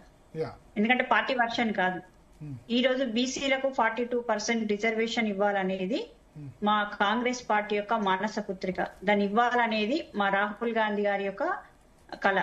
దాన్ని ఖచ్చితంగా ఇచ్చి తీర్తామనే చిత్తశుద్ధితోటి ప్రభుత్వం ఏర్పడి 2 సంవత్సరాలు కాకముందే, మేము ప్రభుత్వం ఏర్పడిన 3-4 నెలల నుండే ప్రక్రియ అనేది మొదలు పెట్టినాం. ఇదేదో ఆగమేఘాల మీద మొదలుపెట్టి, ఇదేదో తూతు మంత్రంగా చేసి, ఇదేదో బీసీలను సంతృప్తి పరిచే విధంగా పోయే ప్రక్రియ కాదు. మేము డే 1 నుండి చేసింది కూడా మీ అందరికీ క్లారిటీగా తెలుసు. ఏదైతే కులగణన విషయంలో గాని, కులగణన సర్వే విషయంలో, ఎమ్యూనరేటర్స్ విషయంలో గాని ప్రతిదీ కూడా చాలా అక్యురేట్ గా, ఎక్కడా కూడా అబద్ధాలు లేకుండా, తప్పుల తడకలు లేకుండా, గత ప్రభుత్వాలు ఏదైతే 2 రోజులే, గత ప్రభుత్వం 2 రోజుల్లో మొత్తం ఏదో అయిపోతుందని చెప్పి యాగమేఘాల మీద చేసిన సర్వేలాగా కాకుండా టైం తీసుకొని 50 డేస్ టైం తీసుకొని ఆ 50 డేస్ లో దాదాపు 1 lakh ఎంప్లాయీస్ ని ఇన్వాల్వ్మెంట్ చేసి మేము ఎన్ని రకాల శాంపుల్స్ సేకరించినాము, ఇంటింటికి వెళ్ళి ఏ రకంగా వాళ్ళ దగ్గర నుండి సమీకరించినాము అనే విషయాన్ని చాలా క్రిస్టల్ క్లియర్ గా మేము ప్రతిదీ చెప్పుకుంటూ వచ్చాము. దాంతో పాటు ఈ రోజు చట్టసభల్లో ఏకగ్రీవ తీర్మానంతో 2 సార్లు ఆమోదింపజేసుకున్నాం. దాన్ని మేము గవర్నర్ కు పంపించి కూడా దాదాపు 6 నెలలు గడిచిపోయింది. ఆ తర్వాత dedication committee, BC dedication committee వేయడం కూడా చేశాం. కానీ గత ప్రభుత్వము ఏదైతే పంచాయతీరాజ్ సవరణ చట్టం ద్వారా ఏదైతే బీసీలకు ఉన్న రిజర్వేషన్ తగ్గించి కుదించి వాళ్ళు ఆగమేఘాల మీద వాళ్ళేమో ఏమంటే స్థానిక సంస్థల ఎన్నికలు నిర్వహించవచ్చు, బీసీ రిజర్వేషన్ ను తగ్గియచ్చు. కానీ మేము చిత్తశుద్ధితోటి బీసీల రిజర్వేషన్ ను పెంచి స్థానిక సంస్థల్లోకి వెళ్దామని చేసే మా ప్రయత్నాన్ని మాత్రం తప్పుపట్టడం ఇంతవరకు కరెక్ట్ అంటున్నా. ఈ రోజు మా ప్రయత్న లోపం లేకుండా ప్రతిదీ కూడా అక్యురేట్ గా చేసుకుంటూ వచ్చినప్పుడు మాతో కలిసి రావాల్సిన బీసీలకు నిజంగా రిజర్వేషన్ కావాలి అని కోరుకుంటున్న పార్టీలు ఖచ్చితంగా ప్రభుత్వానికి సహకరించాల్సిన అవసరం ఉంది. అసెంబ్లీలో సపోర్ట్ చేశారు కదా వాళ్ళు. అదే అంటున్నా భరత్ గారు, పార్టీలు రెండు రకాల ద్వంద్వ నీతి ప్రదర్శిస్తున్నాయి. ఎందుకంటే మేము అసెంబ్లీలో సపోర్ట్ చేసినాం, మాది అయిపోయింది వంతు అంటున్నారు. ఈ రోజు మళ్ళీ కాంగ్రెస్ పార్టీని దూషిస్తున్నారు. అంటే మాకు చిత్తశుద్ధి లేనట్టుగా, మేమేదో తప్పు చేసినట్టుగా, ఆ రోజే వాళ్ళకి తెలుసు అన్నట్టుగా కొంతమంది ప్రాసెస్ కరెక్ట్ గా జరగలేదు, సర్వే ఎందుకు బయట పెట్టలేదు, పూర్తి డీటెయిల్స్ ఎక్కడ కూడా లేదు. మండల్ వైజు, జిల్లా వైజు ఎంపెరికల్ డాటా కరెక్ట్ గా తీసుకోలేదు. ముందు మీ పార్టీ ఎమ్మెల్సీగా ఉన్న వ్యక్తి చించేశాడు, ఇది కరెక్ట్, మాకు ద్రోహం జరిగింది, బీసీ 46% కరెక్ట్ కాదన్నాడు. అక్కడి నుంచి మొదలైంది. దానికి కూడా మేము సమాధానం చెప్పుకుంటూ వచ్చినాం. మేము ఎవరికైతే అనుమానాలు ఉన్నాయో ఖచ్చితంగా ఏ ఇంటి వాళ్ళైతే మేము పాల్గొనలేదని ఏదైనా ఆరోపణలు వస్తే దాన్ని తీసి చూపించడానికి కూడా రెడీగా ఉన్నామని చెప్పినాం. మేము ఇంత చిత్తశుద్ధిగా డాటా పెట్టలేదు. ఇప్పుడు జిల్లా వైజ్ ఎంత బీసీలు ఉన్నారు? ఫర్ ఎగ్జాంపుల్ మీ జిల్లా వరంగల్, ఉమ్మడి జిల్లాలో ఎంత ఉన్నారు, వరంగల్లో ఎంత, భూపాలపల్లిలో ఎంత, మండల్ వైజ్ డాటా ఎందుకు బయట పెట్టలేదు మీరు ఇంత కాంప్రహెన్సివ్ గా? ప్లస్ కులాల వారిగా కూడా డాటా, కులాల వారిగా ఒక లీక్ ఏదో ఇచ్చారు తప్ప ఏ కులం ఎంత జనాభా అన్నది చెప్తే అయిపోతుండే కదా ట్రాన్స్పరెన్సీగా. మేమేమంటున్నామంటే భరత్ గారు, మేము మేనిఫెస్టోలో పెట్టుకున్న అంశం బీసీలకు 42% రిజర్వేషన్ ఇవ్వాలి అని చెప్పి పెట్టుకున్నాం. ప్రతి ఒక్క కులానికి ఏదైతే ఉపకులం ఉంటుందో ఆ ఉపకులానికి కార్పొరేషన్ ఏర్పాటు చేసి ఇంత ఫండింగ్ ఏర్పాటు చేయాలని మేనిఫెస్టో పెట్టుకున్నాం. మేనిఫెస్టో అంటే ఒక సంవత్సరంలోనూ 2 ఏళ్లలో పూర్తి చేసేది కాదు, 5 సంవత్సరాల మాండేటరీ ఉన్న మేనిఫెస్టో. ఫస్ట్ విడతలో వాళ్ళ కోటా ఎంతనో తేలుస్తున్నాం, సెకండ్ విడతలో వాళ్ళ వాటా ఎంతో తేలిపోతుంది. కానీ గత పార్టీ మేము తెలంగాణ తెచ్చినాం, మెడల వంచి తెచ్చినాం అనే పార్టీ. ఒక్క నిమిషం Ravali garu, sorry to interrupt you. Ponguleti Srinivasa Reddy garu మంత్రివర్గం తర్వాత దీని గురించి మాట్లాడుతున్నారు. ఆ టాపిక్ మీద మళ్ళీ మీ దగ్గరకు వస్తాను. ఎస్, పొంగులేటి ఏమాట్లాడుతున్నారు చర్చించి రాష్ట్ర ప్రభుత్వం తగు నిర్ణయం తీసుకుంటుంది. అటువంటిది ఏం జరగలేదన్న. Okay, thank you. So Ponguleti Srinivasa Reddy కొద్దిసేపటి క్రితమే మాట్లాడారు. బహుశా 2 రోజుల్లో అడ్వకేట్ జనరల్ గానీ లీగల్ ఒపీనియన్ తీసుకున్న తర్వాత ఈ విషయంలో ఏ విధంగా ముందుకెళ్లాలన్న విషయంలో నిర్ణయం తీసుకుంటాం స్థానిక సంస్థల ఎన్నికల విషయంలో అని చెప్పారు. బహుశా పొలిటికల్ అఫైర్స్ కమిటీ మీటింగ్ కూడా కాంగ్రెస్ పార్టీ ఉండొచ్చు, పీఏసీ మీటింగ్ కూడా ఉండొచ్చేమో. కేబినెట్ సంబంధించి మిగతా నిర్ణయాలు, చాలా నిర్ణయాలు వెల్లడించారు. స్థానిక సంస్థలకు సంబంధించి మరో ఇంపార్టెంట్ నిర్ణయం, 2 పిల్లల నిబంధన ఎత్తేశారు. 2 పిల్లలు మాత్రమే కంటెస్ట్ చేయడానికి అవకాశం ఉండేది. ఇప్పుడు ఎంతమంది పిల్లలు ఉన్నా సరే దానిలో స్థానిక సంస్థల్లో కంటెస్ట్ చేయొచ్చు అన్నది కాంగ్రెస్ గవర్నమెంట్ కేబినెట్ ఈ నిర్ణయం తీసుకుంది. ఎస్ రావళి గారు కంటిన్యూ చేయండి. వెళ్తా మీ వాయిస్ మ్యూట్ లో ఉంది. ఇప్పుడు ఏంది ఎలక్షన్ వెళ్తారా? ఓబీసీలు ఇంత 42% పార్టీ పరంగా ఇస్తారా? 2 సంవత్సరాల సంబరాలు చేసుకుంటారట కాంగ్రెస్ పార్టీ. 2 సంవత్సరాలలో ఒరగబెట్టింది ఏముంది? సంబరాలు ఏముంది? తెలంగాణ సంబరాలు ఉన్నాయా? రవళి గారు చెప్పండి. సంబరాలు వేసుకోవడంలో అంటే ఒక్కటే వర్గానికి కాదు, ప్రతి ఒక్క వర్గానికి మేము ఏం చేసినామో చూపించే దానిలో ఈ రోజు తెలంగాణ ఏమంటారు మొత్తము దాన్ని డిస్ట్రాక్ట్ చేసిండు. 10 సంవత్సరాల టిఆర్ఎస్ పార్టీ దాన్ని పూర్తిగా డిస్ట్రాక్ట్ చేసిన దాన్ని మళ్ళీ కన్స్ట్రక్ట్ చేసుకుంటూ వచ్చిన దానిలో మేము అంచెలంచెలుగా ఒక్కొక్కటి డెవలప్మెంట్ కార్యక్రమం చేస్తున్నాము. ఆ డెవలప్మెంట్ కార్యక్రమం అందుకుంటున్న వాళ్ళు సంబరాలు చేసుకోవడంలో తప్పేంటి అంటున్నా. మీరు కదా అన్న, మీరు గత టిఆర్ఎస్ ప్రభుత్వంలో ఎంబీసీ చైర్మన్ గా ఉన్నప్పుడు మీ నిధులను తీసుకెళ్లి కాళేశ్వరం ప్రాజెక్టుకు తాకట్టు పెట్టినప్పుడు ఎక్కడ మాట్లాడలే. కేవలం కుల భవనాలకే, శంకుస్థాపనలకే పరిమితమైన పార్టీ ఈ రోజు మేము బీసీ రిజర్వేషన్లు ఇస్తాము, చిత్తశుద్ధిగా ఉంది ఇలా ఇంప్లీడ్ కాండి అని చెప్పి పదే పదే రిక్వెస్ట్ చేసినా గానీ ఇంప్లీడ్ కాకపోవడం, ఈ రోజు సుప్రీంకోర్టులో డిస్మిస్ చేసినంత మాత్రాన హైకోర్టులో ఇంకేం ఆశలు చావలేదు. 100% ఇంకా 5 వారాలు ఉంది. 5 వారాల్లో న్యాయ నిపుణులతో చర్చించిన తర్వాత ఏ రకంగా ముందుకెళ్లాలి, ఏ రకంగా 42% రిజర్వేషన్ తీసుకురావాలనే దాని మీద మేము ఆ కమిట్మెంట్ తో చిత్తశుద్ధితో ఉన్నాము. 100% 42% రిజర్వేషన్ తోటే స్థానిక సంస్థల ఎలక్షన్ పోతామని కూడా చెప్తున్నాం. కాబట్టి ఈ రిజర్వేషన్ ప్రక్రియలో కాంగ్రెస్ పార్టీ యొక్క ప్రయత్న లోపం ఎక్కడా లేదనే విషయాన్ని స్పష్టంగా ఎల్లుండి 18వ తారీఖు ఏదైతే బీసీ జాకులు పెట్టిన బంధుకు కూడా మేము కంప్లీట్ సపోర్ట్ చేస్తున్నాం కదా, మేము కూడా మద్దతు ఇస్తున్నాం. సపోర్ట్ చేయని రాజకీయ పార్టీ లేదు. వాళ్ళు బీజేపీ సపోర్ట్ అంటే బీజేపీ అన్నారు, నిన్న కేటీఆర్ దగ్గరికి వెళ్తే ఆయన సపోర్ట్ అన్నారు. అందరూ ఏమంటారు, ఏదో సామెత ఉంది, అందరూ శ్రీవైశ్వలే గాని రొయ్యల బుట్ట మాయమైంది అన్నట్టు బీసీ బిల్లు అంతే. మహిళా బిల్లు 30 సంవత్సరాలు ఇట్లా చేశారు. భరత్ గారు, నేను అదే చెప్తున్నా. ఏమంటున్నా అంటే కాంగ్రెస్ పార్టీకి ఖచ్చితంగా ఒక దృఢ సంకల్పంతో ఉంది. 42% ఇవ్వాలి, బీసీలకు రిజర్వేషన్ కల్పించాలనే సంకల్పంతో ఉంది అనే విషయాన్ని ప్రజలకు తెలియజేసే ప్రయత్నంలో మేము బంద్కు సపోర్ట్ చేస్తున్నాం. మిగతా పార్టీలు నేను ఇప్పుడే అంటున్నా, అసెంబ్లీలో సపోర్ట్ చేసినట్టు చేస్తున్నవి వాళ్ళ గవర్నర్ దగ్గర ఉన్నది పెండింగ్ లో, అది అశాస్త్రీయము, అది కాదని చెప్పి వాళ్ళే అడ్డుపడుతున్నారు. 2 రకాలుగా ప్రవర్తించే వాళ్ళు బంద్కు మద్దతు ఇస్తామంటే అది నిజంగా బీసీలను మోసం చేసినట్టే. మేము ఒకటే స్టాండ్ తోటి ఉన్నాము, అదే స్టాండ్ తోటి దృఢ నిశ్చయంతో ముందుకెళ్తున్నాం. కాబట్టి 100% బీసీల కోసం ప్రత్యక్షంగా పాల్గొంటున్నారా లేక ఓన్లీ మద్దతు ప్రకటించారు? రవలి గారు ప్రత్యక్షంగా పాల్గొట్టారా, మీరు మద్దతు ప్రకటిస్తున్నారా అడుగుతున్నారు బంద్, ఎల్లుండి బంద్ లో? మేము మద్దతు ప్రకటించినాము. బీసీ జాకులు ఏ రకంగా కోరుకుంటే ఆ రకంగా మద్దతు అంటే మద్దతు ప్రకటిస్తాం, బంద్ అంటే బంద్కు పిలుపునిస్తాం. ఖచ్చితంగా ఈ బీసీ జాక్ నేతలను అన్ని పార్టీలు కనుక కలిసి వచ్చేది ఉంటే కేంద్రం మీద ఏ రకంగా ఒత్తిడి తేవాలో.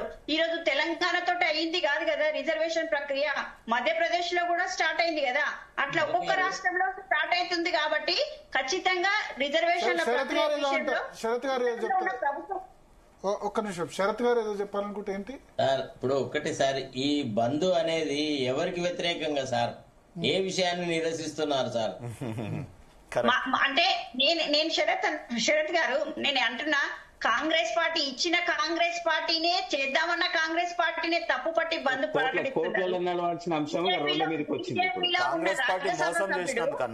బీజేపీలో ఉండే రాజ్యసభ సభ్యుడు మేమిచ్చిన రిజర్వేషన్ బ్రహ్మాండంగా ఉందంటాడు, మేమిచ్చిన జీవో బ్రహ్మాండంగా ఉందంటాడు.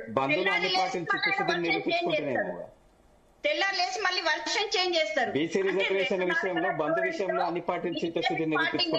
మాట్లాడుతున్నారు కాబట్టి అట్లాంటి మాట్లాడే నేతల గురించి ప్రజలకు తెలియజేసే ప్రయత్నమే ఇది. 100% మాతో అన్ని పార్టీలు కలిసి రండి. నిజంగా బీసీల రిజర్వేషన్ కోరుకుంటున్న పార్టీలు గాని నాయకులు గాని వచ్చి ఏదైతే కేంద్రం దగ్గర 9th షెడ్యూల్ లో చేర్చే విధంగా చేద్దామా లేకపోతే చట్ట సవరణ చేసే విధంగా చేద్దామా అనే విషయంలో మీకు చిత్తశుద్ధి ఉంటే 100% కలిసి రండి. ఒక్కసారి రెడ్డి జాగృతి నుంచి పిట్టల శ్రీనివాస్ రెడ్డి గారు ఉన్నారు. ఎస్, ఏం చెప్తారు? హ్యాపీయా శ్రీనివాస్ రెడ్డి గారు? ఎందుకు సార్ హ్యాపీ అయింది? హ్యాపీ అందరూ అది చట్టబద్ధత బీసీల నోటి దగ్గర కూడు లాక్కున్నారంటారు. ఎందుకంటే ఈ 3 పార్టీలు ఇప్పుడు అసలు ఉద్యమం ఇప్పుడు మొదలవుతుంది. ఈ 3 పార్టీల చిత్తశుద్ధిని ఇప్పుడు చూస్తుంటాం. ఎందుకంటే ఈ 3 పార్టీల తెలుసు ఇది చట్టబద్ధతల కాదు, ఇది కోర్టులు కొట్టేస్తాయని తెలిసినాక కూడా అసెంబ్లీలలో ఏకగ్రీవ తీర్మానం చేసిర్రు. ఇది కోర్టుకు పోతారని తెలుసు. కోర్టుకు పోయినప్పుడు ఎవరైతే పోతారో వాళ్ళ మీద దుమ్మెత్తిపోయడానికి కూడా అన్ని వర్గాలని రాజకీయమైన అంశాలను కూడా మాట్లాడడానికి సిద్ధమయ్యారు. ఇవాళ సమాజంలో ఎట్లా తయారంటే రెడ్లు అడ్డుకున్నారు అనేది ఒక అపవాదం పుట్టిస్తున్నారు. మళ్ళీ నేను చెప్తున్నాను, వ్యక్తులుగా చేసిన దాన్ని రెడ్డి సమాజానికి రుద్దొద్దు, రెడ్డి సంఘాలకు రుద్దొద్దు. మీరు ఒకసారి పిటిషన్ చూడండి. నేను అదే చెప్తున్నా ఉపేంద్రన్న, మీరు అందరం మనం తెలంగాణ ఉద్యమంలో అందరం కలిసి తిరిగిన వాళ్ళమే. మీరు ఒకటే చెప్తున్నా, ఆడ పిటిషన్ లో పేరే చూడండి, పేరు చూడండి కానీ అక్కడ సంస్థల పేరు లేదు, రెడ్డి సమాజం పేరు లేదు. రెడ్డి సమాజం అంతా వచ్చి చేసింది కాదు. దయచేసి ఎందుకంటే మీరు సపోర్ట్ చేస్తున్నారా మరి 42% మేము మళ్ళీ చెప్తున్నాం, చట్ట పరిధిలో కూడుకున్నది ఏదైనా మేము స్వాగతిస్తాము. ఇలా చట్టం ఏం చెప్పిందో అది వింటాము. సో ఇది చట్టపరంగా లేదు అంతే కదా, చట్టపరంగా లేదు కాబట్టి ఇప్పుడు ఈ మూడు పార్టీలు కూడా ఈ మూడు పార్టీలు ఇలా రెడ్డి సమాజం మీద ఒరగాలు చేస్తున్న దాడిని కూడా ఈ మూడు పార్టీలే ఇలా వివరణ ఇవ్వాలి సమాజానికి. ఎందుకంటే ఈ మూడు పార్టీలో ఉన్న ఏమంటారు నాట్ ఓన్లీ రెడ్డిస్ అగ్రవర్ణాలంతా కలిసి చేశారంటారు. లేదు మూడు బయటకి ఏం మాట్లాడినా సరే, బయటకి ఏం మాట్లాడినా లోపల మాత్రం అందరూ నీకు జరిగిన అన్యాయం ఏందో చెప్పి కోర్టు ముందర ఏమి చెప్పావు, నీకు ఇబ్బంది ఏంటి, మీకు జరిగిన అన్యాయం జీవో 9 వల్ల మీరు అడిగింది అన్యాయం ఏంటి? ఇప్పుడు 3 పార్టీలో ఉన్న అగ్రవర్ణాలన్నీ కలిసి దీన్ని అడ్డుకున్నాయి. శ్రీనివాస్ రెడ్డి సార్, ఆ కోర్టు 42%. ఒక్క నిమిషం, 42% ఆడియో రావట్లేదా స్టూడియో ఆడియో వాళ్ళకి? శ్రీనివాస్ రెడ్డి వినిపిస్తుందా? శ్రీనివాస్ రెడ్డి గారు వినిపిస్తుంది కదా? అయితే ఇప్పుడు మీరు వ్యక్తిగతంగా నాకు తెలుసు, మీరు ఎంత సహృదయలో నాకు తెలుసు. నేను సూటిగా పాల్గొన్నారు. అయితే నేనేమంటున్నా, రెడ్డి జాగృతిలో కూడా పాల్గొన్నారు. అయితే నేనేమంటున్నా అంటే ఇక్కడ చట్టాలు 42%, అది ఎవరు చెప్పిర్రో ఆయనకు రేవంత్ రెడ్డి గారి మైండ్ లో 42 ఫిగర్ ఏడుకెళ్ళి వచ్చిందో తెలియదు. కానీ మేము 60% ఉన్న వాళ్ళకి 42 అడిగి దానికే ఇది అవుతుంది. అది 56 ఉండాలన్నా, 50 ఉండాలన్నా, 60 ఉండాలన్నా అనేది తర్వాత సంగతి. ఇప్పుడు మీరు ఒక్కటి ఒప్పుకుంటారా, ఇప్పటి వరకు స్వాతంత్రం సిద్ధించిన పోస్ట్ ఇండిపెండెన్స్ తర్వాత మన రాష్ట్రానికి ఇప్పటి వరకు ఒకే సామాజిక వర్గం ఎంతమంది అయినారు? బీసీలు ఒక్కరన్నా ముఖ్యమంత్రి అయినరా? అదొకటి. రెండోది ఏది, అందుకే కదా బీజేపీ ప్రకటన చేయాల్సి వచ్చింది బీసీ ముఖ్యమంత్రి అని. రెండోది ఒక్క నిమిషం, అరే నేను అడుగుతున్నా, నేను సూటిగా ప్రశ్నలకు సమాధానం రాబడదా? అది ఒక క్వశ్చన్. క్యాబినెట్ ఒక్క నిమిషం సార్, ఇప్పుడు క్యాబినెట్ లో ఒక్క నిమిషం, క్యాబినెట్ లో ఇప్పుడు ముఖ్యమంత్రి గారు రేవంత్ రెడ్డి గారు ఇంకో 4 యాడ్ చేస్తే మీకేం అభ్యంతరం లేదు కదా? బీసీలని రెడ్డి జాగృతికి ఉన్నదే 3 ఖాళీలు, 4 ఎట్లా చేస్తారు అంటే? అరే జనాభా ప్రాతిపదికన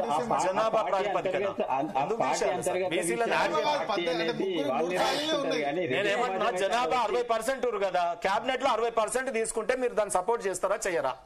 జనాభా ఎంత ఉందో అంతే, ఎక్కువ మాకు 60 తీసుకోండి, 60 కాకపోతే 100 తీసుకోండి. చెప్పండి మరి రేవంత్ రెడ్డికి చట్ట అధిష్టానాలు ఉంటాయి, మీకు ఒక భయాందోళన ఉండొచ్చు. చట్ట ప్రకారం వస్తే ఫ్యూచర్ లో మాకు ఇబ్బంది అవుతుంది. బీజేపీ అయినా, టీఆర్ఎస్ అయినా, కాంగ్రెస్ అయినా అవి పార్టీ నిర్ణయాలు. కానీ మన నామినేటెడ్ చైర్మన్స్ మరి ఒకే సామాజిక వర్గానికి ఇచ్చి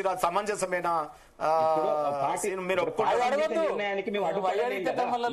నామినేటెడ్ చైర్మన్ లిస్టు ఇంతకుముందు శరత్ అన్న అన్నట్టు అడ్వకేట్ జనరల్ గానీ, లేకపోతే లోకాయుక్తలు గానీ, లేకపోతే మన రెరా సంస్థ కావచ్చు, లేకపోతే ఇంటెలిజెన్స్ ఐజీలు కావచ్చు, ఇవన్నీ కూడా ఒకే సామాజిక వర్గం. వేరే వాళ్ళ మీద నమ్మకం లేదా? ప్రాధాన్యత ఇవన్నీ చేయకపోతే లొల్లి రాదు కదా. ప్రాధాన్యత ఉంటుంది. కాంగ్రెస్ పార్టీ ఒక్క నిమిషం, ఇటువంటి నిర్ణయాల వల్లనే కదా మిస్ అవుతుంది. ఇటువంటి నిర్ణయాల వల్లనే కదా ఆంధ్ర తెలంగాణ మూవ్మెంట్ వచ్చింది. ఇటువంటి నిర్ణయాల వల్లనే కదా ఇలా బీసీ మూవ్మెంట్ వస్తుంది. నామినేటెడ్ పోస్టులు లేకపోతే మేజర్ పోస్టులు అన్ని కూడా ఒకటే సామాజిక వర్గానికి దక్కుతున్నాయని తాడూరు శ్రీనివాస్ గారు, ఉపేంద్ర గారు ఆరోపిస్తున్నారు. వాళ్ళు చెప్పేది ఏంటంటే రెడ్డి సామాజిక వర్గానికి ఇస్తున్నారన్నది ఆరోపణ. అక్కడ చేయొచ్చు కదా సామాజిక న్యాయం అంటున్నారు. ఒక మానవతావాదం దృక్పథంతో సమాజంలో అందరూ అభివృద్ధి చెందాలి, అందరు పేదలు అభివృద్ధి చెందాలి. ఈ రిజర్వేషన్లు పెట్టింది కూడా ఏంటంటే ఒక లెవెల్ సామాజికంగా, ఆర్థికంగా, విద్యలో, ఉద్యోగాలలో అందరం సమానంగా అభివృద్ధి చెందాలనేదే అంబేద్కర్ గారి అభిప్రాయం. అంబేద్కర్ గారు రిజర్వేషన్ పెళ్లి ఒక బంతిలో కూర్చుంటాం, ఒకడు వచ్చి బకెట్ తో నీకే అన్ని మూలుగులో మాటనో వేసి ఎక్కువేస్తే పక్కోనికి తక్కువేస్తే జరనన్న మనసులో బాధ అనిపించదా? ఇక్కడ పరిపాలకుడు రేవంత్ రెడ్డి గాని కాంగ్రెస్ పార్టీ గాని అన్ని వర్గాలు ఉంటారు కదా, ఆ వర్గాలు కూర్చొని మాట్లాడుకోవాలి. ఆ పార్టీలో ఎట్లా న్యాయం చేసుకోవాలి, చట్టం లేని అంశాలను తీసుకొచ్చి ఇలా కోట్ల దగ్గరకు వచ్చిన తర్వాత వాళ్ళడ్డుకురు వీళ్ళడ్డుకురు అనేది ఒక సామాజిక వర్గం మీద రేవంత్ రెడ్డి గారు కాంగ్రెస్ పార్టీ చేస్తున్నటువంటి కుట్రలో సామాజిక వర్గం బదలామైతుంది. ఎందుకు మా మీద దాడి చేస్తున్నారు? యూట్యూబ్ లలో చూస్తున్నారు. రేవంత్ రెడ్డి గారి వల్లనే ఇలా సామాజిక వర్గం చాలా ఇబ్బందుల పాలవుతుంది సొసైటీలో, ఊర్లలో. మంచి వాతావరణంలో ఉన్నాను, వాతావరణం అంతా చెడగొడుతున్నారు. ఒక్క నిమిషం విను. ఇప్పుడు నేను ఏమంటున్నా అంటే మీరు చేసిన మీ గవర్నమెంట్ చేసిన సర్వేలో 15% ఏమో ఈ రాష్ట్రంలో ఓసీలు ఉన్నారని చెప్పి. కాంగ్రెస్ కాదు, కాంగ్రెస్ గవర్నమెంట్ అది. మా గవర్నమెంట్ కాంగ్రెస్ గవర్నమెంట్ రవలి గారిని అడగాలి. కాంగ్రెస్ నేను ఏమంటున్నా, ఈ రెడ్డి జాగృతి సభలోనే ముఖ్యమంత్రి గారు మాట్లాడి రెడ్లంటే పాలకులు, బీసీలంటే బిచ్చగాళ్ళు, ఎస్సీలంటే అడక తినే వాళ్ళు మా దగ్గర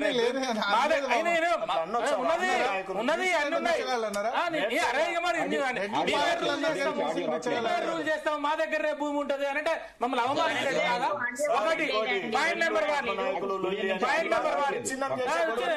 నెంబర్ 2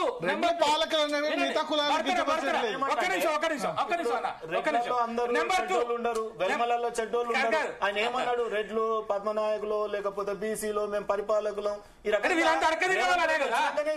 రూలర్స్ అంటే మీరంతా పాలితులు అన్నట్టే కదా. రెండో సబ్జెక్ట్,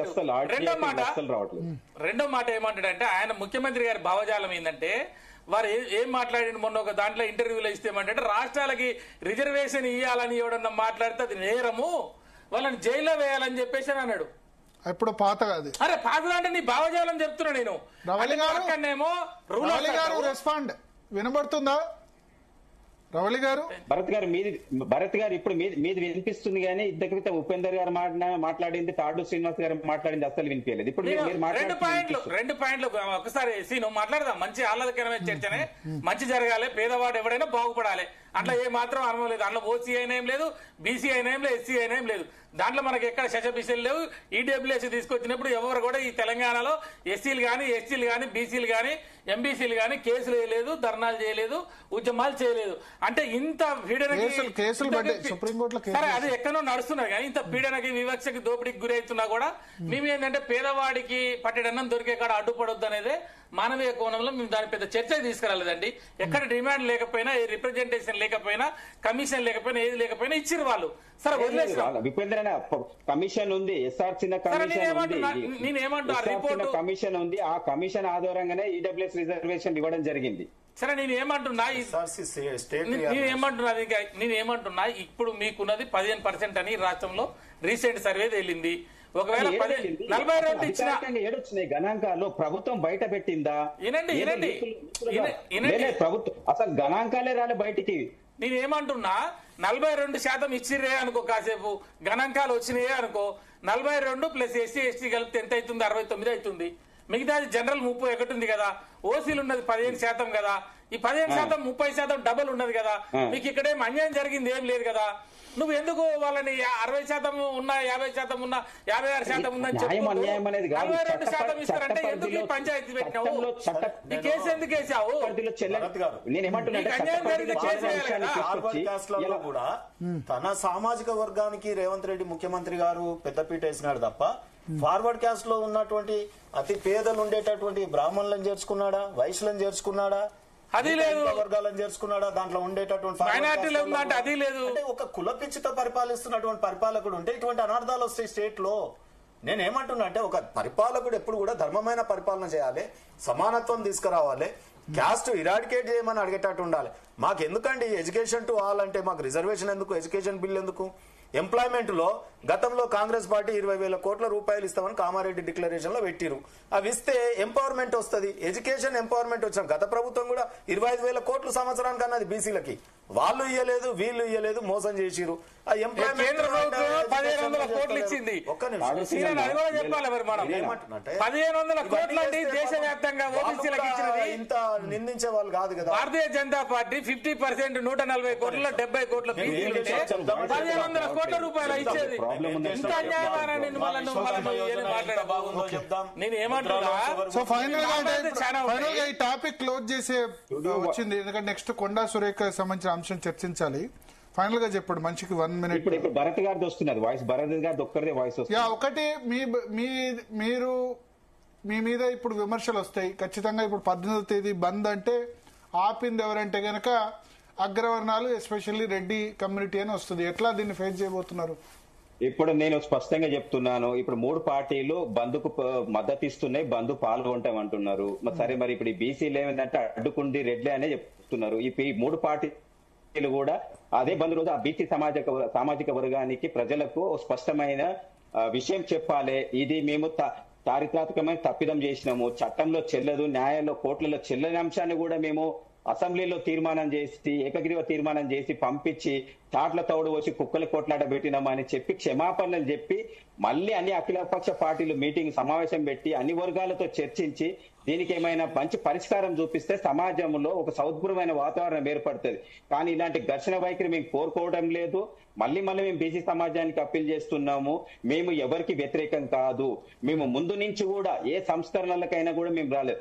ఆ రోజు ల్యాండ్ సీలింగ్ యాక్ట్ తెచ్చినా, ఇంకా ఏ సంస్కరణ తెచ్చినా, మంచి సంస్కరణలు తెచ్చినా కూడా పేదలకు ఉపయోగపడే ప్రతి అంశాన్ని కూడా మేము ముందు నుంచి కూడా మేము స్వాగతిస్తున్నాము, వాళ్ళలో పాల్గొంటున్నాము. ఇప్పటికి కూడా చెప్తున్నాం, ప్రభుత్వాలకు పార్టీలకు చిత్తశుద్ధితో వాళ్ళు ఏం చేయాలనుకుని అన్ని వర్గాలను కలుపుకొని చర్చించుకొని చేస్తే మేము దానికి స్వాగతిస్తాము. మళ్ళీ చెప్తున్నాం, చట్టపరిధిపైన న్యాయంగా అడ్డుకునే అంశాలని ఒక సామాజిక వర్గం మీద రుద్ది ఘర్షణ వైఖరి తీసేసి మంచి సమాజంలో మంచిగా ఉన్న వాతావరణం చెడగొ. పోయినసారి 2 రెడ్లు వేసారు, ఈసారి 2 రెడ్లు వేసారు.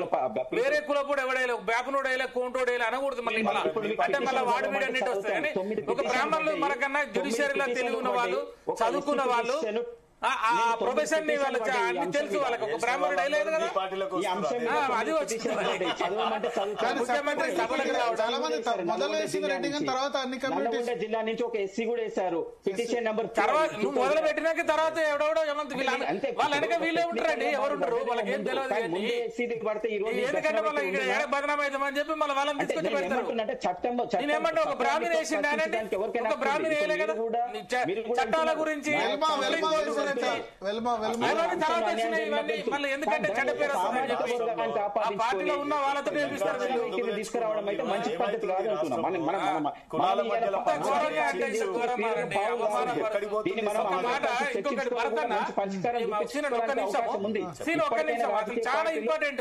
చాలా ఇంపార్టెంట్ విషయము. నేను సీన్ ఒక్క నిమిషం ఆగు. సరే నేనేమంటున్నా, ఈ రాజ్యాంగము మన తమ్ముడు చెప్పినట్టు సుప్రీంకోర్టు జడ్జిమెంట్లు ఉన్నాయి, కావాలనే చేసిండు, అన్యాయం చేస్తున్నాడు.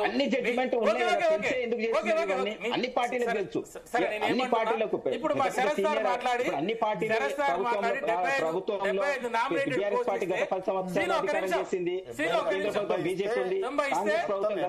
అన్ని చట్టపరమైన అంశాలని అందరికీ తెలుసు కదా. ఇచ్చింది ఇందిరాసాని కేసు కానీ ఒక్క నిమిషము అవన్నీ మాట్లాడాము. ఏమంటున్నా, ముఖ్యమంత్రి గారికి కానీ కాంగ్రెస్ పార్టీ కానీ మేము మొన్న నుంచి నోరు పగిలి పెట్టి వదులుతున్నామండి. ఇప్పుడు ఇది పద్మశాలి కార్పొరేషన్ ఉన్నది, గౌడు కార్పొరేషన్ ఉన్నది, నాయ బ్రాహ్మణ కార్పొరేషన్ ఉన్నది, విశ్వ బ్రాహ్మణ ఫెడరేషన్ ఉన్నది, లేకపోతే మేధల సంఘం ఫెడరేషన్ ఉన్నది, దూదేకుల సంఘం ఫెడరేషన్ ఉన్నది. దీనికైతే ఏ రెడ్డినో ఏ రావునో లేకపోతే బ్రాహ్మణో శర్మనో ఎన్నిక లేదు. నేనేమంటా, చట్టపరంగా ఒక కమిషన్ వచ్చినప్పుడు అసలు ఎందుకేమో ఓన్లీ భరత్ గారిది వస్తుంది కానీ మీ ప్యానెల్ లో మాట్లాడే ఈ ఫెడరేషన్ ఎందుకు ఏమంటారు? నేను ఓన్లీ భరత్ ఒక చైర్మన్ ని ఒక పాలక మండలి వేసి 100 కోట్ల రూపాయలు వేయచ్చు కదా. కంక్లూడ్ చేయాల్సిన సమయం. ఇంక్లూడ్ చేయడం చెప్తున్నారు కాబట్టి నేను ఒకటే చెప్తా ఉన్నాను. ఇవాళ శ్రీనివాస్ రెడ్డి కావచ్చు, మాధవ్ రెడ్డి కావచ్చు, ఇంకెవరన్నా కావచ్చు, ఎంత పెద్ద తురుమైనా ఏ కోర్టుకు బోరండి. ఇవాళ ఎందుకు కొట్లాడుతున్నారు ఓబీసీలు? రాజ్యాధికారంలో ఏముంటాయండి? ఇంపార్టెంట్ పదవి. ఇప్పుడు కోర్టుకు బీఆర్ఎస్ సమయంలో పోయారు, ఇప్పుడు కూడా పోయారు, పోతారు కదా. ఒక్క నిమిషం మీకు నేను దీనికి ఆన్సర్ చేస్తాను ఒక్కసారి అన్న. ఇవాళ నేను బేసిక్ క్లాసులు కూడా చాలా ప్రతిభ వచ్చింది, వాళ్ళ దాంట్లో కూడా ప్రతిభ వచ్చి అన్ని రంగాలలో వెళ్తున్నారు, అన్ని రంగాలలో మంచి ఉద్యోగాలలో రాజకీయంగా కూడా మంచి సమర్థతో గెలుస్తున్నారు. నేనేమంటున్నాంటే అన్న, ఇలా బీసీలు అనేది బ్యాక్వర్డ్ క్లాస్ కాదు, ఇది పొలిటికల్ ఆస్పిరేషన్ క్లాస్. మీ పొలిటికల్ ఆస్పిరేషన్స్ ని ఈ పార్టీలు తీయాలి.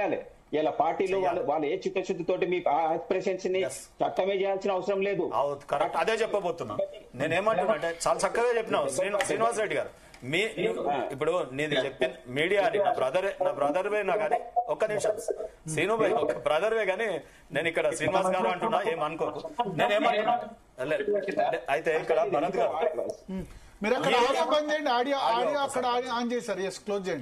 భరత్ గారు నేను ఒకటే చెప్తున్నా అండి, ఇవాళ BJP model right model in our country. ఎందుకు చెప్తున్నాను ఈ విషయం అంటే, ప్రధానమంత్రి పదవి ఇస్తే ఎవరైనా కేసేస్తారా? మేము ఇవాళ ఉపరాష్ట్ర పదవి ఇస్తే ఎవరైనా కేసేసిరా? రేపు బీసీ ముఖ్యమంత్రిని చేస్తామని ఎవరు కేసేస్తురా? 27% కేబినెట్ మంత్రులను చేసిన ఎవరైనా కేసేస్తురా? గట్లా చేయమని కాంగ్రెస్ బీఆర్ఎస్ ని వేయలేదు. మొత్తం ఏది బీఆర్ఎస్ పార్టీకి ఏమో లైఫ్ లాంగ్ ఒకరే ప్రెసిడెంట్ ఒకరే సీఎం మీరు గొంతు దించుకొని చెప్తున్నారు. ఎన్నటికి కనీసం ఏది వర్కింగ్ ప్రెసిడెంట్ కూడా ఇయ్యరు, రేపు ముఖ్యమంత్రి కూడా రాదు. అసలు పార్టీలు ఓబీసీలకు అవసరమా ఈ గడ్డ మీద? ఇవాళ తర్వాత కాంగ్రెస్ పార్టీ జీవితంగా ఎట్లా చేస్తుంది? ప్రతిపక్ష హోదా చెప్పారు కదా. స్వాతంత్రం రాగానే రాహుల్ గాంధీ ముత్తాత ప్రధానమంత్రి, ఆ తర్వాత ఇందిరాగాంధీ గారు ప్రధానమంత్రి, వాళ్ళ నాయనమ్మ, ఆ తర్వాత వాళ్ళ నాయన ప్రధానమంత్రి, ఆ తర్వాత వాళ్ళ అమ్మ చైర్పర్సన్, ఇవాళ ఆయన ఎల్పీ లీడరు పార్లమెంట్ లో ఇవి చేస్తే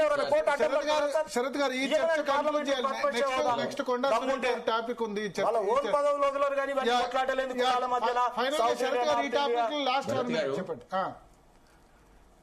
ఏంది సొల్యూషన్? కేబినెట్ చర్చించిందట, మళ్ళీ 23వ తేదీ కేబినెట్ అట.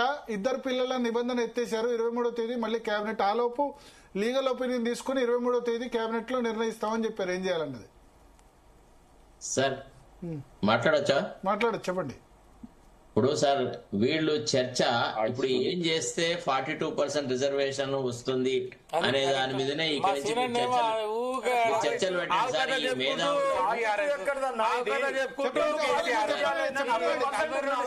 శరత్ గారు చెప్పండి, టాపిక్ కన్క్లూడ్ చేయాలి.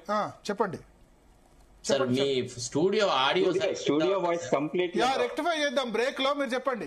అయిపోయింది స్టూడియో సంబంధించి, మీరు చెప్పండి సార్. విషయం ఏంటంటే ఇక రేపటి నుంచి జరిగే చర్చలో ఏం చేస్తే 42% రిజర్వేషన్ అమలు అవుతుంది అని విభిన్న వర్గాల వాళ్ళ అభిప్రాయాలు తీసుకోవడంలోనే ఈ చర్చ పెట్టండి సార్. మాకు we have got our own ideas, అంటే మేము కూడా వీ వాంట్ టు కాంట్రిబ్యూట్. ఇక ప్రభుత్వం అడిగిన 42% అన్న, why not above 42%? Who has fixed? ఇక దీనికే సైద్ధాంతిక మేము కూడా ఏకీభవిస్తున్నాం. భరత్ గారు చెప్పండి సార్. శరత్ గారు మాట్లాడిస్తలేదు అసలు. చెప్పండి. ఇప్పుడు ఈ 42కే ఇంత సడగుడు ఇంకా ఎక్కువ వై నాట్ మోర్ అని అంటే ఇంకా ఏం జరుగుతుందో మనకు అర్థమయ్యే పరిస్థితి లేదు. యాక్చువల్లీ ఇదర్ 42% రిజర్వేషన్ రావడానికని ఏం చేస్తే బాగుంటుంది అనే దాని మీద రేపు మీరు చర్చ పెడితే డెఫినెట్లీ ఐ హావ్ వర్క్. అది ఇవాళ కూడా ఇప్పటి వరకు ఈశ్వర్ గారిని అడిగాము. ఆయన చెప్పింది ఏంటంటే 9 షెడ్యూల్ తప్ప వేరే మార్గం లేదని చెప్పారు. ఎవరు? ఈశ్వరయ్య గారు, జస్టిస్ ఈశ్వరయ్య గారు. సార్ దయచేసి, అంటే of course is a judge, మా ఆయన దగ్గర మనకి ఐఆర్ కోయిలో వర్సెస్ స్టేట్ ఆఫ్ తమిళనాడులో 9th షెడ్యూల్లో చేర్చినా గానీ న్యాయ సమీక్ష చేస్తాం, అది కూడా 50% దాటడానికి వీల్లేదని సుప్రీంకోర్టు తీర్పు. ఇంతవరకు 9th షెడ్యూల్లో చేర్చిందాన్ని ఒక్కదాన్ని కూడా తొలగించలేదు కోర్టు, దాన్ని తిరస్కరించలేదు ఇంతవరకు. ఆ సందర్భం రాలేదు. తమిళనాడు విషయంలో ఎవరు ఆ సందర్భం రాలేదు. తమిళనాడు విషయంలో ఎవరైనా ఛాలెంజ్ చేస్తే చేస్తే స్టే ఇవ్వలేదు. తమిళనాడులో 9th షెడ్యూల్లో చేసిన దాన్ని ఛాలెంజ్ చేశారు, సుప్రీంకోర్టు స్టే ఇవ్వలేదు. తర్వాత వింటామంది. ఆ కేసు 31 సంవత్సరాలుగా ఇంతవరకు విచారణకు రాలేదు. అది ఆ కేసు కూడా ఎందుకు రాలేదని ఈశ్వరయ్య గారిని అడిగాను నేను. తమిళనాడులో 69% ఛాలెంజ్ చేశారు, కానీ సుప్రీంకోర్టు స్టే ఇవ్వలేదు ఇనిషియల్ విచారణలో. ఆ కేసు ఇంకా పెండింగ్. వాళ్ళు ఎప్పటికప్పుడు ఎంపరికల్ డేటా వాళ్ళు 20 కమిషన్లు వేశారు ఇప్పటి వరకు. అవన్నీ మన దగ్గర ఉమ్మడి ఆంధ్రప్రదేశ్ లో ముస్లిం రిజర్వేషన్ కేసు లాగా ఇంకా ఫైనల్ జడ్జిమెంట్ రాలేదు. చెప్పండి శరత్ గారు. ప్రశ్న అడిగినారు, సమాధానం మీరు మాట్లాడకండి ఒక్క నిమిషం. పిట్టల గారు ఒక్క నిమిషం మీరు మాట్లాడకండి, శరత్ గారు డిస్టర్బ్ అవుతుంది. ఎస్ చెప్పండి. నేనేమంటానంటే, ఎట్లయితే కాన్స్టిట్యూషనల్ అమెండ్మెంట్ 103 తీసుకువచ్చినారో బీసీ రిజర్వేషన్లను కూడా ఒక పర్టికులర్ పర్సెంటేజ్ తీసుకువచ్చి కాన్స్టిట్యూషనల్ అమెండ్మెంట్ తీసుకొని రావాలా, that is the best way possible. అది ఒక రకంగా అది మనకి దేశం అంతటికి వ్యాపింపజేస్తుంది. ఎట్లయితే 103 కాన్స్టిట్యూషనల్ అమెండ్మెంట్ ను సుప్రీంకోర్టు యాక్సెప్ట్ చేసిందో అట్లనే ఈ కాన్స్టిట్యూషనల్ అమెండ్మెంట్ వస్తే సరిపోతుంది సార్. రెండోది ఏంటంటే, ఇంకొక మార్గం కూడా ఉంది. ఏంది, సుప్రీంకోర్టులో ఇప్పుడు పెండింగ్ లో కేసులు ఉన్నాయి కదా, అందులో స్టేట్ షుడ్ ఇంటర్వీన్. ఏమండి, ఈ సమస్య రోజు రోజుకు జటిలమవుతున్నాయి. ఇప్పుడు జార్ఖండ్, మధ్యప్రదేశ్ వాళ్ళు కూడా మాకు 50% అబోవ్ ఉండడానికని మాకు అవకాశం కల్పించండి అని చెప్పి వాళ్ళు సుప్రీంకోర్టులో పిటిషన్స్ వేస్తున్నారు. తెలంగాణ రాష్ట్రం కూడా అందులో ఇంటర్వ్యూన్ అయ్యి మరి 11 మంది సభ్యుల ధర్మాసనాన్ని కన్స్టిట్యూట్ చేసేసి గతంలో రిజర్వేషన్ల మీద ఇచ్చిన అన్ని జడ్జిమెంట్లను right from Indira Sawhney to ఇప్పటి వరకు వచ్చిన ప్రతి జడ్జిమెంట్ ను సమీక్షించేసేసి పార్లమెంటుకు 50 అబోవ్ పర్సెంటేజ్ ఇచ్చే అధికారం ఉందా లేదా, రాష్ట్రాలకు ఆ అధికారం ఉందా లేదా, ఇస్తే దావి రాజ్యాంగ పరిధిలో ఉంటాయా ఉండదా అనే దాని మీద మళ్ళా నిర్దిష్టమైనటువంటి సలహా సంప్రదింపులతోని నిర్దిష్టమైనటువంటి గైడ్ లైన్స్ తోని తీర్పు తీసుకొని రావాలి సార్. 100% కరెక్ట్ శరత్ అన్న. ఇప్పుడు ఎంఆర్పిఎస్ ఏదైతే జ్యుడిషియల్ రివ్యూ కేసిరో మనం రివ్యూ పిటిషన్ వేయకుండా అనవసరంగా ఇంట్రీమ్ ఆర్డర్ మీద వెకేషన్ కు పోయి స్పెషల్ పిటిషన్ ఇటువంటి చేసేది లేకుండా 30 seconds ఇప్పుడు ఒక్క నిమిషం. లక్షల రూపాయలు ఖర్చు అవుతున్నాయంటే సార్ మీరు చెప్పేదంతా జరిగేది ఉంటే మనకి, ఇప్పుడు మీరు చెప్పిందంతా జరిగే అవకాశం ఉండే, ఈ ముఖ్యమంత్రి గారికి ఈ ప్రభుత్వం కాంగ్రెస్ కి చిత్తశుద్ధి ఉంటే ఎందుకు ఈ మాట నేను అనాల్సి వస్తుందంటే, అక్కడ రాహుల్ భాయ్ ఒప్పుకున్నాడు ఆల్రెడీ, బడే భాయ్ కూడా సబ్కా సాత్ సబ్కా వికాస్ అంటున్నాడు. అక్కడే పంచాయతీ లేదు. నేను అదే అంటున్నాను. నేనేమంటున్నా, అందరికి న్యాయం జరగాలనేదే కదా వారు చెప్పిన. రాహుల్ గాంధీ గారు కూడా చెప్పే సామాజిక న్యాయం అనేది, ఇచ్చేదారి భాగీదారు అనేది, అది కూడా అదే కదా. పక్కన అరే నేను ఎవరికైనా న్యాయం జరగాలనే కదా. కాదు మీదకి వస్తున్నా, అదేమో విభజించు. నేను ఏమంటున్నా అంటే, వాళ్ళు ఒకే ఊరు. ఇప్పుడు బీసీ ముఖ్యమంత్రి ఇస్తారని నువ్వే చెప్తీవిడా, బీసీలకి నేనేమంటున్నా, ఒకవేళ రాహుల్ గాంధీ గారు ఓకే ఉన్నాడు, మోడీ భాయ్ గారు ఓకే ఉంటే, ఇంకా ఈయన ఏమైనా ఇబ్బంది అయితే అక్కడ నితీష్ కుమార్ గారు ఉండే, మనకి ఇంకా ఇబ్బంది అయితే ఈయన గురువో స్నేహితుడో లేకపోతే కొలిగో ఎవరు అనుకున్న చంద్రబాబు నాయుడు గారు ఉండే, లేకపోతే ఇంకా మన తెలుగు రాష్ట్రంలో పవర్ఫుల్ గా వీళ్ళందరినీ కాపాడుతున్నటువంటి పవన్ గారు ఉండే, వీళ్ళందరినీ తీసుకొని ఆడ కూర్చోబెట్టి చర్చ చేస్తే మొన్న అయిపోవు కదా. ఇప్పుడు మన శరత్ గారు చెప్పినట్టు ఒక అమెండ్మెంట్ జరుగుతుంది. ప్రతిపక్ష నాయకుడు కేసీఆర్ పోవచ్చు కదా. మేము రావడానికి సిద్ధంగా ఉన్నాం కదా. మేము ఆల్రెడీ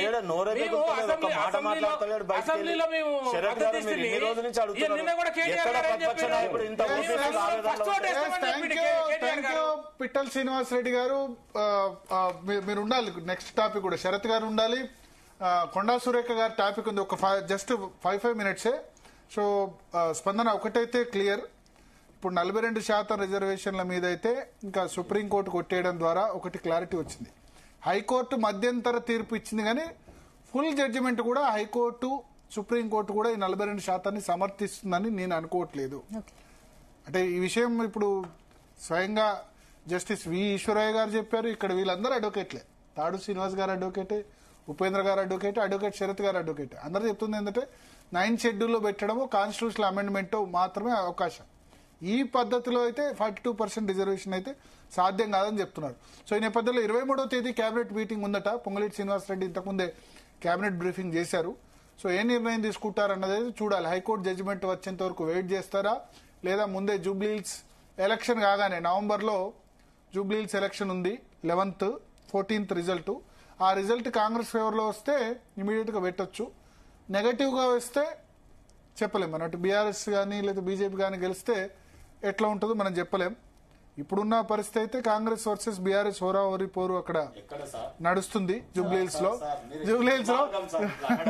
లో మీరు చూస్తారు. నవంబర్ 14 మాట్లాడదాం. నవంబర్ 14 మీరు క్యాండిడేట్ పాత క్యాండిడేట్ గెలిస్తే మంచిదే, మీరు మీ కాన్ఫిడెన్స్ నేనేం కాదన్నా. సో అట్లా ఉంది సిచ్యువేషన్. చూద్దాం, అంటే ఆ రిజల్ట్ ను బట్టి రేవంత్ సర్కారు లోకల్ బాడీస్ పోటీ ఎవరి మధ్యలో అంటున్నారు? మీరు ఎవరి మధ్యలో అన్నారు? పోటీ కాంగ్రెస్ బీఆర్ఎస్. మీరు పప్పులో కాలేసారు. ఎంఐఎం మధ్యలో బీజేపీ మధ్యలో ఉంది ఇప్పుడు. Okay done. ఆ టాపిక్ మళ్ళీ చర్చిద్దాం. కాంగ్రెస్ టాపిక్ లోకి వెళ్లే ముందు డిఎన్ఏలో షార్ట్ బ్రేక్ తీసుకుందాం. స్టేట్